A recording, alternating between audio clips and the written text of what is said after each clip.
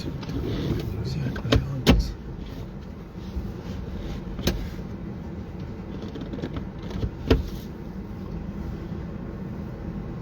साहिब बंदी छोड़ सतगुरु रामपाल जी परमेश्वर जी की जय हो। परमपिता परमात्मा सारी सृष्टि के रचनहार कुल मालिक असंख्य ब्रह्मांडों के स्वामी जगत गुरु संत शिरोमणि सतगुरु रामपाल जी परमेश्वर जी के चरण कमल में मुझ दो कोड़ी के नीच प्राणी पवन दास का कोटि कोटि सादर दंडवत प्रणाम। और आप सभी सत्सेवक भाई बहनों को दास की तरफ से सत साहिब। सभी भाई बहन एक बार लाइव जुड़ जाएं और वीडियो को ज्यादा से ज्यादा शेयर करें। आज लाइट की थोड़ी सी प्रॉब्लम थी, इसलिए एक भगत भाई बहन है, एक भगत भाई हैं अपने जयपुर से, दास उनके साथ में बैठा हुआ है उनकी गाड़ी में। तो अगर लाइट में थोड़ी दिक्कत आए तो दास माफी चाहता है उसके लिए। फिर भी काम चलाऊ काम है अपना, इतना तो हो जाएगा। तो एक बार वीडियो को ज्यादा से ज्यादा सभी भाई बहन शेयर कर दें। दो तीन छोटी छोटी बातें हैं, वो बातें आप सभी भाई बहनों के सामने रखनी है। आप लाइव जुड़ें और वीडियो को ज्यादा से ज्यादा शेयर करते रहें, तब तक परमात्मा का मंगलाचरण कर लेते हैं। सत साहिब सतगुरुदेव की जय। बंदी छोड़ सतगुरु रामपाल जी भगवान की जय। गरीब नमो नमो शतपुरस को नमस्कार गुरु की नहीं। सुर नर मुनि जन साधुआ संतों सर्वस दीन।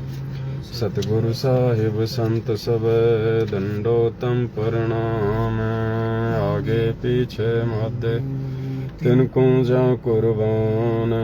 नराकार निर्विषम काल जाल भंजनम। निर्लेपम निज निर्गुणम अकल अनुपवेशुन। सोहम सुरति समापतम सकल समाना नीरतल। उजल हिरंबर हरदम बेपरवाय था। वार पार नहीं मध्य तम गरीब जो सुमर सिद्ध होई। गणनायक गलताना करो अनुग्रह सोही। पारस आदि गणेश मनो गणनायक देवन देवा। करण गाल लोलाऊं आदि अंत करु सेवा। परम शक्ति संगी हृदय सिद्धि दाता सोही। अविगत गुण है अतीतम सत्य पुरुष निर्मोही। जगदम्बा जगदीश मंगल रूप तन मन और पूसीसा। भक्ति मुक्ति भंडारी सुर नर मुनि जन ध्यावे। ब्रह्मा विष्णु महेशा शेष सहस मुख गा। पूजे आदि गणेशा इंद्र कुबेर सरीखा। वरुण धर्म राय ध्यावे। सुमृत जीवन जी का मन इच्छा फल। 33 कोटि अधारा ध्यावे सहस 88। उतरे भव जल पारा कटहीन की फांसी। 33 कोटि आधार ध्यावे सहस 88। उतरे भव जल पारा कटहीन की फांसी। सत साहिब।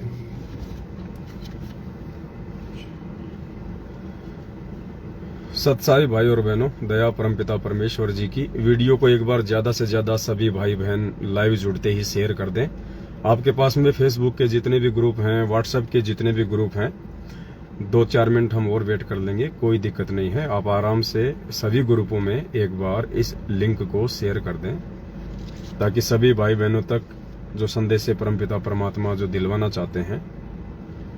और इस कलयुग की पिछली पीढ़ी में जिस प्रकार से काल भगवान हावी है, विशेषकर उन जीव आत्माओं के ऊपर, उन परमेश्वर की प्यारी आत्माओं, भक्त आत्माओं के ऊपर, जिनको परमात्मा ने सेलेक्ट कर लिया है, परमात्मा ने चुन लिया है। और परमेश्वर उन आत्माओं को सचेत करने के लिए किसी भी विधि का प्रयोग करेंगे, किसी को भी निमित्त बनाएंगे और उन आत्माओं को ज्ञान आधार से इतना तैयार करेंगे कि वो आत्मा कभी विचलित ना हो, किसी की अफवाहों का शिकार ना हो और परमपिता परमेश्वर जी के चरणों में वो अटूट श्रद्धा और विश्वास के साथ में जुड़ी रहें। आप भाई बहन जुड़ते हैं, तब तक आपको एक छोटी सी बात बताता हूँ। आज हरियाणा से एक भगत भाई का फोन आया, और क्योंकि अब पुण्यात्माओं दिन ब दिन सतलोक आश्रम मैनेजमेंट हरियाणा से भाई बहन टूट रहे हैं, क्योंकि उन्होंने देख लिया कि उधर कुछ भी नहीं है। उस पेड़ की, कौन से पेड़ की? सतलोक आश्रम मैनेजमेंट हरियाणा रूपी पेड़ की जड़ें परमेश्वर ने बरवाला कांड 2014 के बाद लाइव जो इंटरव्यू दिया था परमात्मा ने टीवी चैनलों को कि भाई ये कमांडो वगैरह मैंने नहीं बनाए, ये राष्ट्रीय समाज सेवा समिति मेरी नहीं है, मैंने किसी को नहीं कहा कि तुम ऐसा करो वैसा करो। उसी दिन से परमपिता परमेश्वर जी ने इस मैनेजमेंट को अपने से दूर कर दिया था, समिति को अपने से दूर कर दिया था, अपने परिवार को अपने से दूर कर दिया था। उसके बाद से इन लोगों का सूखना तय है, क्योंकि परमेश्वर ने बताया कि जो पेड़ होता है, चाहे कितना ही भारी पेड़ हो, चाहे बरगद का पेड़ हो, चाहे नीम का पेड़ हो, और एक बार किसी आंधी तूफान में यदि उसकी जड़ें उखड़ जाती हैं तो वो जमीन पे आड़ा गिर जाता है, तिरछा गिर जाता है और उसकी जड़ें बाहर आ जाती हैं। उसके बाद भी वो जो पेड़ है 10-12 दिन तक हरा भरा दिखाई देता है, लेकिन असल में एक दिन वो सूख जाता है फिर, क्योंकि उसकी जड़ें जमीन से बाहर आ चुकी हैं, वो खोखला हो चुका है। तो ये जो सतलोक आश्रम मैनेजमेंट हरियाणा रूपी जो पेड़ हमें दिखाई देता था मूर्खता में, अज्ञानता में, इसकी जड़ें परमात्मा ने 2014 बरवाला कांड के समय हमको दिखा दी थी, और उसके बाद से इसका सूखना तय था और धीरे धीरे ये सूखने की ओर अग्रसर है। ठीक है, इनके पास भी इनकी भक्ति कमाई है, ऐसी बात नहीं है। इन्होंने भी गुरुजी की काफी संगति की है, किसी ने 20 साल, किसी ने 25 साल, किसी ने 10 साल। परमात्मा का सैकड़ों बार इन्होंने आशीर्वाद लिया है, हजारों बार दंडवत किया है, कितनी बार परमात्मा के हाथों से प्रसाद खाया है, मालिक के चरणों की सेवा भी पाई है, जो नसीब हमें अभी तक नहीं प्राप्त हुआ है ज्यादातर भाई बहनों को। तो पुण्यात्माओं, भक्ति तो है ही इनके पास, और परमेश्वर का विधान है कि जब तक आपके पास में आपके पुण्य हैं, संचित हैं, तब तक आप चाहे कितने खोटे कर्म करो, कितने उल्टे कर्म करो, परमात्मा आपको कांटा भी नहीं चुभने देगा। और जिस दिन आपके वो पुण्य कर्म समाप्त हो जाएंगे, उसके बाद आपके पाप कर्मों का दौर शुरू होगा। फिर देखना आपके जीवन में कैसे निराशा, उदासी, अकेलापन, तरह तरह के ब्रेकर, झटके आने शुरू हो जाएंगे।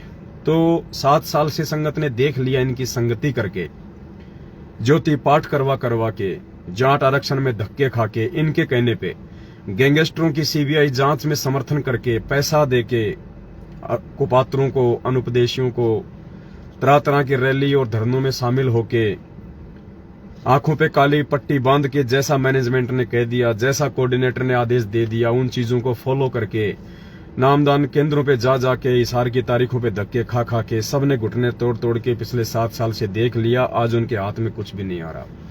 जब तक उनकी बैटरी चल रही थी तब तक उनको लगा कि हमें इशार तारीखों पे जाने से फायदा हो रहा है, हमें ज्योति पाठ करवाने से फायदा हो रहा है। लेकिन आज जब उनका वो पुण्य धीरे धीरे समाप्त हो गया और आगे की भक्ति किसी की बन नहीं रही, क्योंकि गुरुजी के आदेश को छोड़ के जिस दिन आप किसी भगत के आदेश पे, जो कि ज्ञान विरुद्ध होता है, आप जी निकल पड़ते हो, उसी दिन से परमात्मा आपकी कमाई पे स्टॉप लगा देता है। आगे आपकी कमाई नहीं बनती।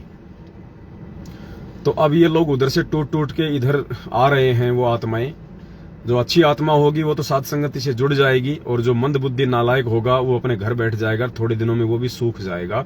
क्योंकि वर्तमान समय में जब तक गुरुजी हिसार जेल से बाहर नहीं आ जाते हैं, आपको यदि भक्ति करनी है तो साध संगति से जुड़ना पड़ेगा, आपको सच्चाई का साथ देना पड़ेगा, आपको ज्ञान आधार से गुरुदेव को परमात्मा मान के 5 यज्ञ करने पड़ेंगे, आपको गुरुजी को भोग लगाना पड़ेगा, गुरुजी का प्रगट दिवस भी मनाना पड़ेगा। अन्यथा आप घर बैठ के भक्ति नहीं कर सकते। घर बैठ के भक्ति करने वाला समय आगामी समय में आएगा, जब परमात्मा सारी व्यवस्था करके सतलोक चले जाएंगे। उसके बाद हमें कहीं हांडने की, कहीं फिरने की, किसी आश्रम में धक्के खाने की कोई जरूरत नहीं है, क्योंकि घर घर में गुरुदेव ने कहा कि ज्ञान होगा, सीडी होगी, डीवीडी होगी, और किसी को कोई प्रॉब्लम नहीं होगी। तो आप बहुत सारे भगत भाई बहन जुड़ चुके हैं, फिर भी एक बार दास निवेदन करेगा वीडियो को थोड़ा आगे शेयर कर दें। तो उस भगत भाई बहन ने आज दास को बताया कि मैं भिवानी आश्रम में सेवा किया करता था, और एक वकील और कुछ भगत भाई गुरुजी से मिलाई के ऊपर मिलने के लिए गए थे हिसार जेल में। और उन भक्तों ने गुरुजी से शाबाशी लेने के लिए कि गुरुजी हमारी बात सुनेंगे तो बड़े प्रसन्न होंगे, बड़े खुश होंगे परमात्मा, कि वाह बेटा वाह, तुमने तो किला जीत लिया। तो उन भक्तों ने गुरुजी से बड़े खुश होकर कहा कि परमात्मा, पता नहीं परमात्मा तो कहाँ है, नहीं कहा, ये दास के मुंह से निकल जाता है परमात्मा। उन्होंने कहा, वो भाई बता रहा था, उन्होंने कहा गुरुजी अपनी संगत को 1 करोड़ होने में केवल 3 लाख भक्तों की कमी है। यानी 97 लाख भगत हो चुके हैं गुरुजी, केवल 3 लाख भक्तों की देर है 1 करोड़ होने में, सिर्फ 3 लाख भक्तों की कमी है, 1 करोड़ हो जाएंगे फिर। तो गुरुजी ने कहा, नालायको, मेरे तो भगत ही टोटल 3 लाख हैं, ये 97 लाख क्या है रोड़ा है, ये 97 लाख क्या है, ये मेरी समझ से बाहर है। परमात्मा ने कहा, आज उस भाई ने बताई ये बात, ये मैनेजमेंट वाले इन बातों को बाहर नहीं आने देते। जब उसने कहा ना गुरुजी हमारी संगत 1 करोड़ होने में मात्र 3 लाख भगत बाकी हैं, 97 लाख हो गए, तो गुरुजी ने कहा कि मेरी तो संगत ही टोटल 3 लाख है, मेरे तो भगत ही 3 लाख हैं, ये 97 लाख क्या माजरा है। तो पुण्यात्माओं, ये 3 लाख जो भगत परमात्मा ने बताए हैं ना, उनमें से ज्यादातर तो 7 संगतियों से जुड़ चुके हैं, लाख भगत से ऊपर 7 संगतियों से जुड़ चुके हैं। और जो बाकी के परमात्मा ने 2 लाख और बताए, वो मैनेजमेंट से किसी भी समय दूर होके 7 संगति से जुड़ने के बिल्कुल नजदीक हैं, क्योंकि वीडियो सब देख रहे हैं, सच्चाई का सबको पता है। ये देखा देखी का होगा, एक बार मार्ग ध्यान रखना, जैसे सतलोक में देखा देखी से आए थे ना, वैसे यहां भी एक बार शुरू में जो आत्मा आ गई वो तो ज्ञानाधार से आ गई। अब कुछ भाई बहन देखा देखी में आएंगे, तो जो देखा देखी में फिलहाल 7 संगत से जो जुड़ेंगे, उन भाई बहनों को समझाने के लिए हमने बार बार लाइव आना पड़ेगा, छोटे छोटे पॉइंट पे हमने उनको समझाना पड़ेगा, ताकि वो पुण्यात्मा मार ना खा जाए किसी भी पॉइंट को लेके। तो दास की जो सेवा लगाई है परमपिता परमेश्वर सतगुरु रामपाल जी भगवान ने, वो पुण्यात्माओं निष्पक्ष होके और भगत समाज के हित में जो हो, उस बात को आप सभी भाई बहनों के सामने में रख दूं लाइव आके। इसीलिए भगवान ने ये मोबाइल दिए हैं, ये सोशल मीडिया दिया है, इस 2 कौड़ी के तुच्छ प्राणी को थोड़ा सा जो है ये भेजा दिया है, दिमाग दिया है कि आप भाई बहनों को आके थोड़ा अवगत करवाता रहूं। तो आज का जो लाइव का विषय है, वो एक भाई ने दास को मैसेज किया था दिन में कि भगत जी, दास की समझ में नहीं आ रहा कि ये अन्नदेव की आरती और भोग की आरती, ये दोनों अलग अलग है क्या? जो हम अन्नदेव की आरती करते हैं, तो क्या वो परमात्मा की आरती नहीं है क्या? तो इस विषय को हम 5-10 मिनट बाद में लेंगे। उससे पहले दास एक बहुत ही ज्यादा विशेष एक टॉपिक है जो आप सभी भाई बहनों को बताना बहुत जरूरी है। और देखो पुण्यात्माओं, आप सबको पता है 7-8 साल से आप दास को देख रहे हैं, दास के वीडियो देख रहे हैं। दास केवल अपने पूज्य गुरुदेव जी पर ही आश्रित रहता है, किसी दूसरे पे आश्रित नहीं रहता। दास केवल अटूट और अंधविश्वास यदि करता है तो अपने गुरुदेव पे करता है, किसी और पे नहीं करता है। और आपका भी यही टारगेट होना चाहिए। अगर किसी भगत पे आप विश्वास करो तो पहले गुरुजी के ज्ञान को सामने रख लिया करो। वो शीशा है, दर्पण है, आईना है, मिरर है, कि ये जो भगत भाई जो कह रहा है, जो बोल रहा है, वो सही है या गलत है। और दूसरी बात, हमारा ना किसी से कोई पक्ष होना चाहिए, ना किसी से कोई विपक्ष होना चाहिए। और इस सत्य धर्म के मार्ग में यदि हमने सत्य को सत्य नहीं कहा, गलत को गलत नहीं कहा, झूठ को झूठ नहीं कहा, तो भी हम उस परमात्मा के दोषी बन जाएंगे। क्योंकि कबीर सागर जी की वाणियों में स्पष्ट परमात्मा ने लिखा हुआ है, जो उस एक भाई ने अपनी आवाज में गा भी रखा है, जो नाद बिंद वाला 3-4 मिनट का वीडियो मैं आपको भेजता रहता हूं। उसमें परमात्मा ने लास्ट में कहा कि नाद वाले अगर पक्षपात करेंगे तो वो भी जो है संकट में पड़ेंगे, वो दुख में पड़ेंगे। आप और हमारे लिए, सत्सेवकों के लिए, परमात्मा के वचन के बच्चों के लिए यह आदेश है कि नाद वाले यदि कोई पक्षपात करेंगे, यानी साथ संगति से जुड़ के भी यदि कोई पक्षपात करेगा, तो वो जो है दुख में पड़ेगा। तो एक छोटी सी एक घटना दास के सामने आई है और मैं निवेदन करूंगा, क्योंकि हम सब जीव हैं, और दास की भी ड्यूटी लगा रखी है गुरुदेव भगवान ने कि यदि कोई चीज सामने दिखाई दे तो उसको तुरंत बोलना, वो चाहे किसी को अच्छी लगे चाहे वो किसी को बुरी लगे, क्योंकि हमारा किसी से कोई स्वार्थ नहीं है इस भक्ति मार्ग में। भक्ति में यदि किसी का किसी भगत से स्वार्थ जुड़ गया तो उसी दिन से उस भगत का जो है पतन होना शुरू हो जाता है। हमारा स्वार्थ भी, हमारा आत्म कल्याण हमारे गुरुदेव से होना चाहिए, किसी और से नहीं होना चाहिए। और जब तक हम सत्य को सत्य कहना नहीं सीखेंगे पुण्यात्माओं, तब तक बात नहीं बनेगी। आज की एक छोटी सी घटना है, जयपुर आया हुआ था और अभी दास एक रूपदास भगत जी हैं जयपुर से, उनके मकान पे है। अभी परमात्मा को भोग लग रहा अंदर, लेकिन दास को लाइव आना थोड़ा सा जरूरी था। तो दास दिन में जो पहले जो अपने गुरुदेव के शिष्य हुआ करते थे, राम सिंह दास जी हैं जयपुर से, तो दास जयपुर में आया था। सत्साई पुण्यात्माओं, थोड़ा सा डिस्कनेक्ट हो गया था बीच में, मालिक ने वापस जोड़ दिया है। इसको तो थोड़ा रख ही दो, इसमें अगर कुछ करोगे तो फिर वो डाउनलोड भी हो जाता है ना। तो दास जयपुर में उस भाई के पास चला गया जो पहले अपने पूज्य गुरुदेव संत रामपाल जी भगवान का शिष्य था। राम सिंह दास जी उनका नाम है। फिलहाल वो मदन पंथ से जुड़े हुए हैं। तो परमात्मा कहते हैं जब तक कोई व्यक्ति आपके गुरु की निंदा चुगली नहीं करता है और स्पष्ट रूप से जब तक वो गुरुद्रोही के लक्षण उसके अंदर नहीं होते हैं, तब तक हमें उससे मिलने जुलने में कोई दिक्कत नहीं है। और जिस दिन कोई व्यक्ति सरेआम खुलेआम आपके गुरु को गालियां दे, उनकी निंदा चुगली शुरू कर दे, तो फिर उस व्यक्ति को तो परमात्मा ने कहा है कि ऐसे व्यक्ति को तो पानी भी नहीं पिलाना चाहिए। आपके घर पे आ जाए तो उसको खाना भी नहीं खिलाना चाहिए ऐसे गुरुद्रोही व्यक्ति को, क्योंकि वो तो फिर आपके गुरु जी की निंदा चुगली करेगा। जबकि राम सिंह जी तो अभी भी परमपिता परमेश्वर का उतना ही आदर और उतना ही सम्मान करते हैं। सत्संग भी वो पूज्य गुरुदेव जी के ही सुनते हैं और मालिक के लिए ये भी कहते हैं कि भाई ज्ञान तो इनका ही है। आज भी उन्होंने यही कहा, क्योंकि दास की आदत है, दास फालतू चीज नहीं बोलता है। और दास भगत भाइयों को भी कहता है कि जो बात आप किसी के मुंह पे बोलने में सक्षम नहीं हो, वो बात आप उसकी पीठ पीछे भी ना बोलो, वरना फिर वो निंदा चुगली में आ जाता है। तो उन्होंने गुरुदेव की काफी प्रशंसा की, उन्होंने बढ़ाई की। दास उनके गले मिला, भले ही वो मदन पंथ में, लेकिन हमारा किसी से कोई वैर भाव नहीं है। हम सब एक परमात्मा के बच्चे हैं, घूम फिर के सबने यहीं आना है वापस। तो हम क्यों किसी से व्यर्थ में राग द्वेष और ईर्ष्या करें। तो उन्होंने कहा कि हम मदन पंथ वालों ने एक पुस्तक छपवाई है।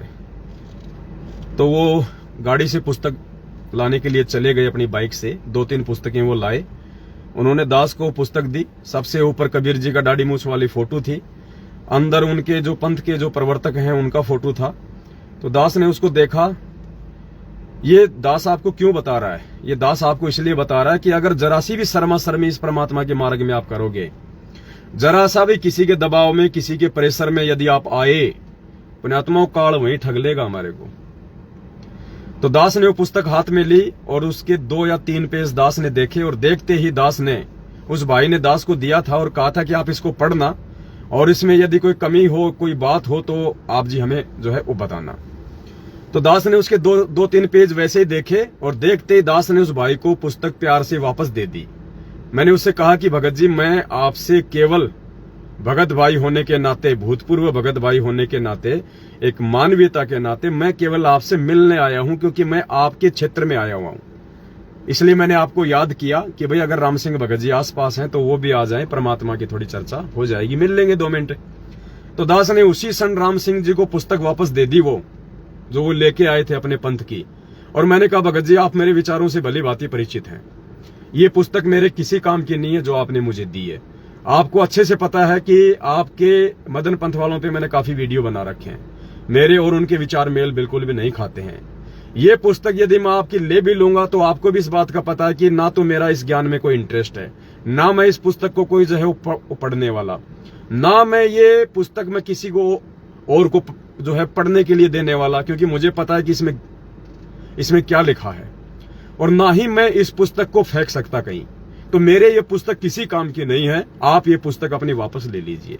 प्यार प्रेम से उन्होंने उसी क्षण अपनी पुस्तक वापस ले ली।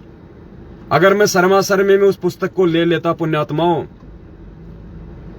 तो आध्यात्मिक क्षेत्र में ये ऑटोमेटिक सिस्टम है, ये मान लिया जाता कि मैंने उस ज्ञान को स्वीकार कर लिया। देख लो, जरा सी लोकलाज के कारण परमात्मा कहते हैं ना कि लोक लाज के कारण हंसा गया बिगोय, और फिर यो कुल के कर लेगा जब चार पाया का होए। लोक लाज मर्याद जगत की, तिनके जू तोड़ बगावे, जब कोई राम भगत गति पावे। दास को पता था कि अगर तूने ये पुस्तक आज यदि शर्मा शर्मी में कि ये भाई नाराज हो जाएगा या इसको वापस दे दूंगा तो ये क्या कहेगा, यदि मैं उस पुस्तक को ले लेता कि ठीक है भगत जी मैं देखूंगा मैं पढ़ूंगा, उसी क्षण मैं संत रामपाल जी भगवान की मर्यादाओं से नीचे गिर जाता। इसलिए दास ने कोई लोकलाज नहीं की कि राम सिंह जी मेरे से नाराज होंगे या नहीं होंगे, उनको अच्छा लगेगा या बुरा लगेगा। मायने ये रखता है कि मेरे गुरुजी को बुरा नहीं लगना चाहिए, मेरे बाप को बुरा नहीं लगना चाहिए, उस अंतर्यामी को जो पल पल मुझे देखता है, हर पल हर क्षण जो मुझे देखता है। उसी क्षण मैंने पुस्तक उनको वापस दे दी। परमेश्वर की उस परीक्षा में ये कुत्ता पास हुआ। पुण्यात्मा, ये सूक्ष्म चाल होती है, ये काल भगवान की सूक्ष्म चाल।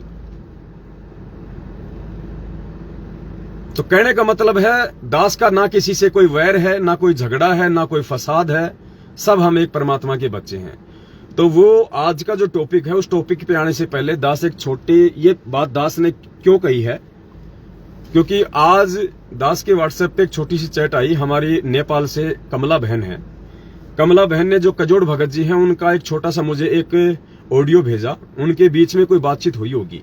हालांकि अभी कजोड़ भगत जी भी यहीं पे आने वाले हैं। वो अपनी जो है वो ड्यूटी पे हैं। रात को 10 बजे वो ड्यूटी से फ्री होंगे। हम लोग अभी भंडारा बन रहा है, मालिक को भोग लग रहा है। 10 बजे तक हम भी भंडारा वंडारा करेंगे, तब तक कजोड़ जी भी आ जाएंगे। लेकिन पुण्यात्माओं, अब मैटर ये नहीं है कि कजोड़ जी नाराज हो जाएंगे या कमला बहन नाराज हो जाएगी।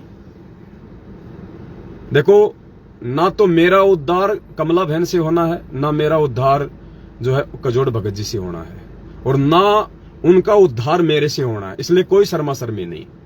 जिस सेवा के लिए भगवान ने निमित्त बनाया है वो सेवा आपको करनी पड़ेगी, वो सेवा आपको बतानी पड़ेगी।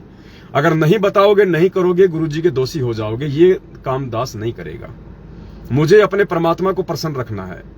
तो मैं कजोड़ जी से भी निवेदन करूंगा, और जो कमला बहन जो लाइव जुड़ी हुई है फिलहाल नेपाल से, मैं उससे भी निवेदन करूंगा, दास के भावों को समझने का प्रयास करना। कोई मन में कोई अपने ऐसे वैसे विचार लाने की आवश्यकता नहीं है, क्योंकि हम सब जीव हैं। त्रुटियां किसी से भी हो सकती हैं, लेकिन हमने अपने मन में एक दूसरे के प्रति कोई ऐसा भाव नहीं लेके आना है। हमने समझने का प्रयास करना है कि क्या वास्तव में ये सत्य है या गलत है।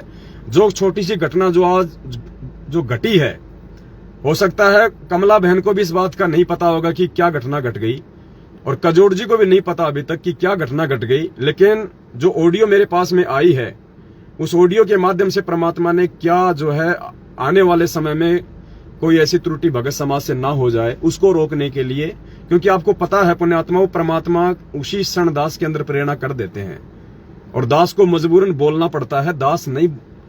दास की औकात नहीं है कि दास बोल दे, लेकिन परमात्मा जी बुलवा देते हैं। फिर चाहे प्रधानमंत्री के खिलाफ बोलना हो, चाहे राष्ट्रपति के खिलाफ बोलना हो, जो सत्य है फिर दास को बोलना पड़ता है। दास मजबूर है, क्योंकि पीछे से परमात्मा का प्रेशर होता है। मैं जीव हूं, मैं शर्मा शर्मी कर सकता हूं, लेकिन परमात्मा ने यदि बुलवाना है तो बैसाराम की तरह बुलवा देगा, वो इंसानी भाषा में बुलवा देगा वो। तो कजोड़ जी और कमला बहन से मेरा निवेदन है, मेरी बातों का अन्यथा कोई जो है मतलब ना निकाले। और आपको पता है कि दास बिल्कुल इस मामले में बिल्कुल स्पष्टवादी है। जो सेवा भगवान ने दी हुई है, हो सकता है परमात्मा ने इन दोनों को इस घटना के लिए निमित्त बनाया हो। मैं ये नहीं कहता कि उनकी गलती है।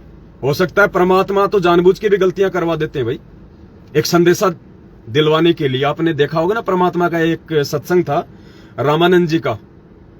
तो गुरुजी ने कहा कि मालिक ने रामानंद जी से, मतलब क्या प्रकरण था परमात्मा का, रामानंद, हाँ, रामानंद जी बार बार सवाल कर रहे थे। तो गुरुजी ने बताया कि परमात्मा जानबूझ के उसके मन में शंका पैदा कर रहे थे। कबीर जी 650 साल पहले जानबूझ के रामानंद जी के मन में शंकाएं पैदा कर रहे थे। क्यों? वो शंकाएं परमात्मा इसलिए पैदा कर रहे थे ताकि ये जो मैं चाहता हूं वो सवाल पूछे, और इन सवालों का आज मैं जवाब दूं, और ये जवाब आगे चल के कबीर सागर में लिपिबद्ध हों, और आगे पिछली पीढ़ी की आत्माएं फिर वो गलती ना करें जो गलती आज ये रामानंद करने जा रहा है। इसलिए गुरुजी ने कहा कि परमात्मा जानबूझ के उसके अंदर शंका पैदा कर रहे थे।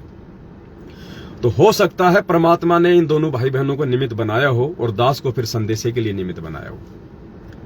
तो ध्यान से सुनने की बात है पुण्यात्माओं, ये जो घटना वर्तमान में जो घट रही हैं, ये जरूरी नहीं है कि आज हमारे लिए ही ये सबक हैं।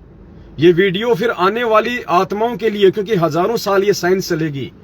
जब तक ये गुरु जी का ज्ञान चलेगा, गुरु जी का नाम चलेगा, जब तक ये कलयुग में ये सतयुग चलेगा 2000, 3000, 4000 साल तक, तब तक ये साइंस चलेगा, ये विज्ञान चलेगा, ये टीवी, रेडियो, मोबाइल सब चलेंगे और तब तक ये वीडियो भी चलेंगे।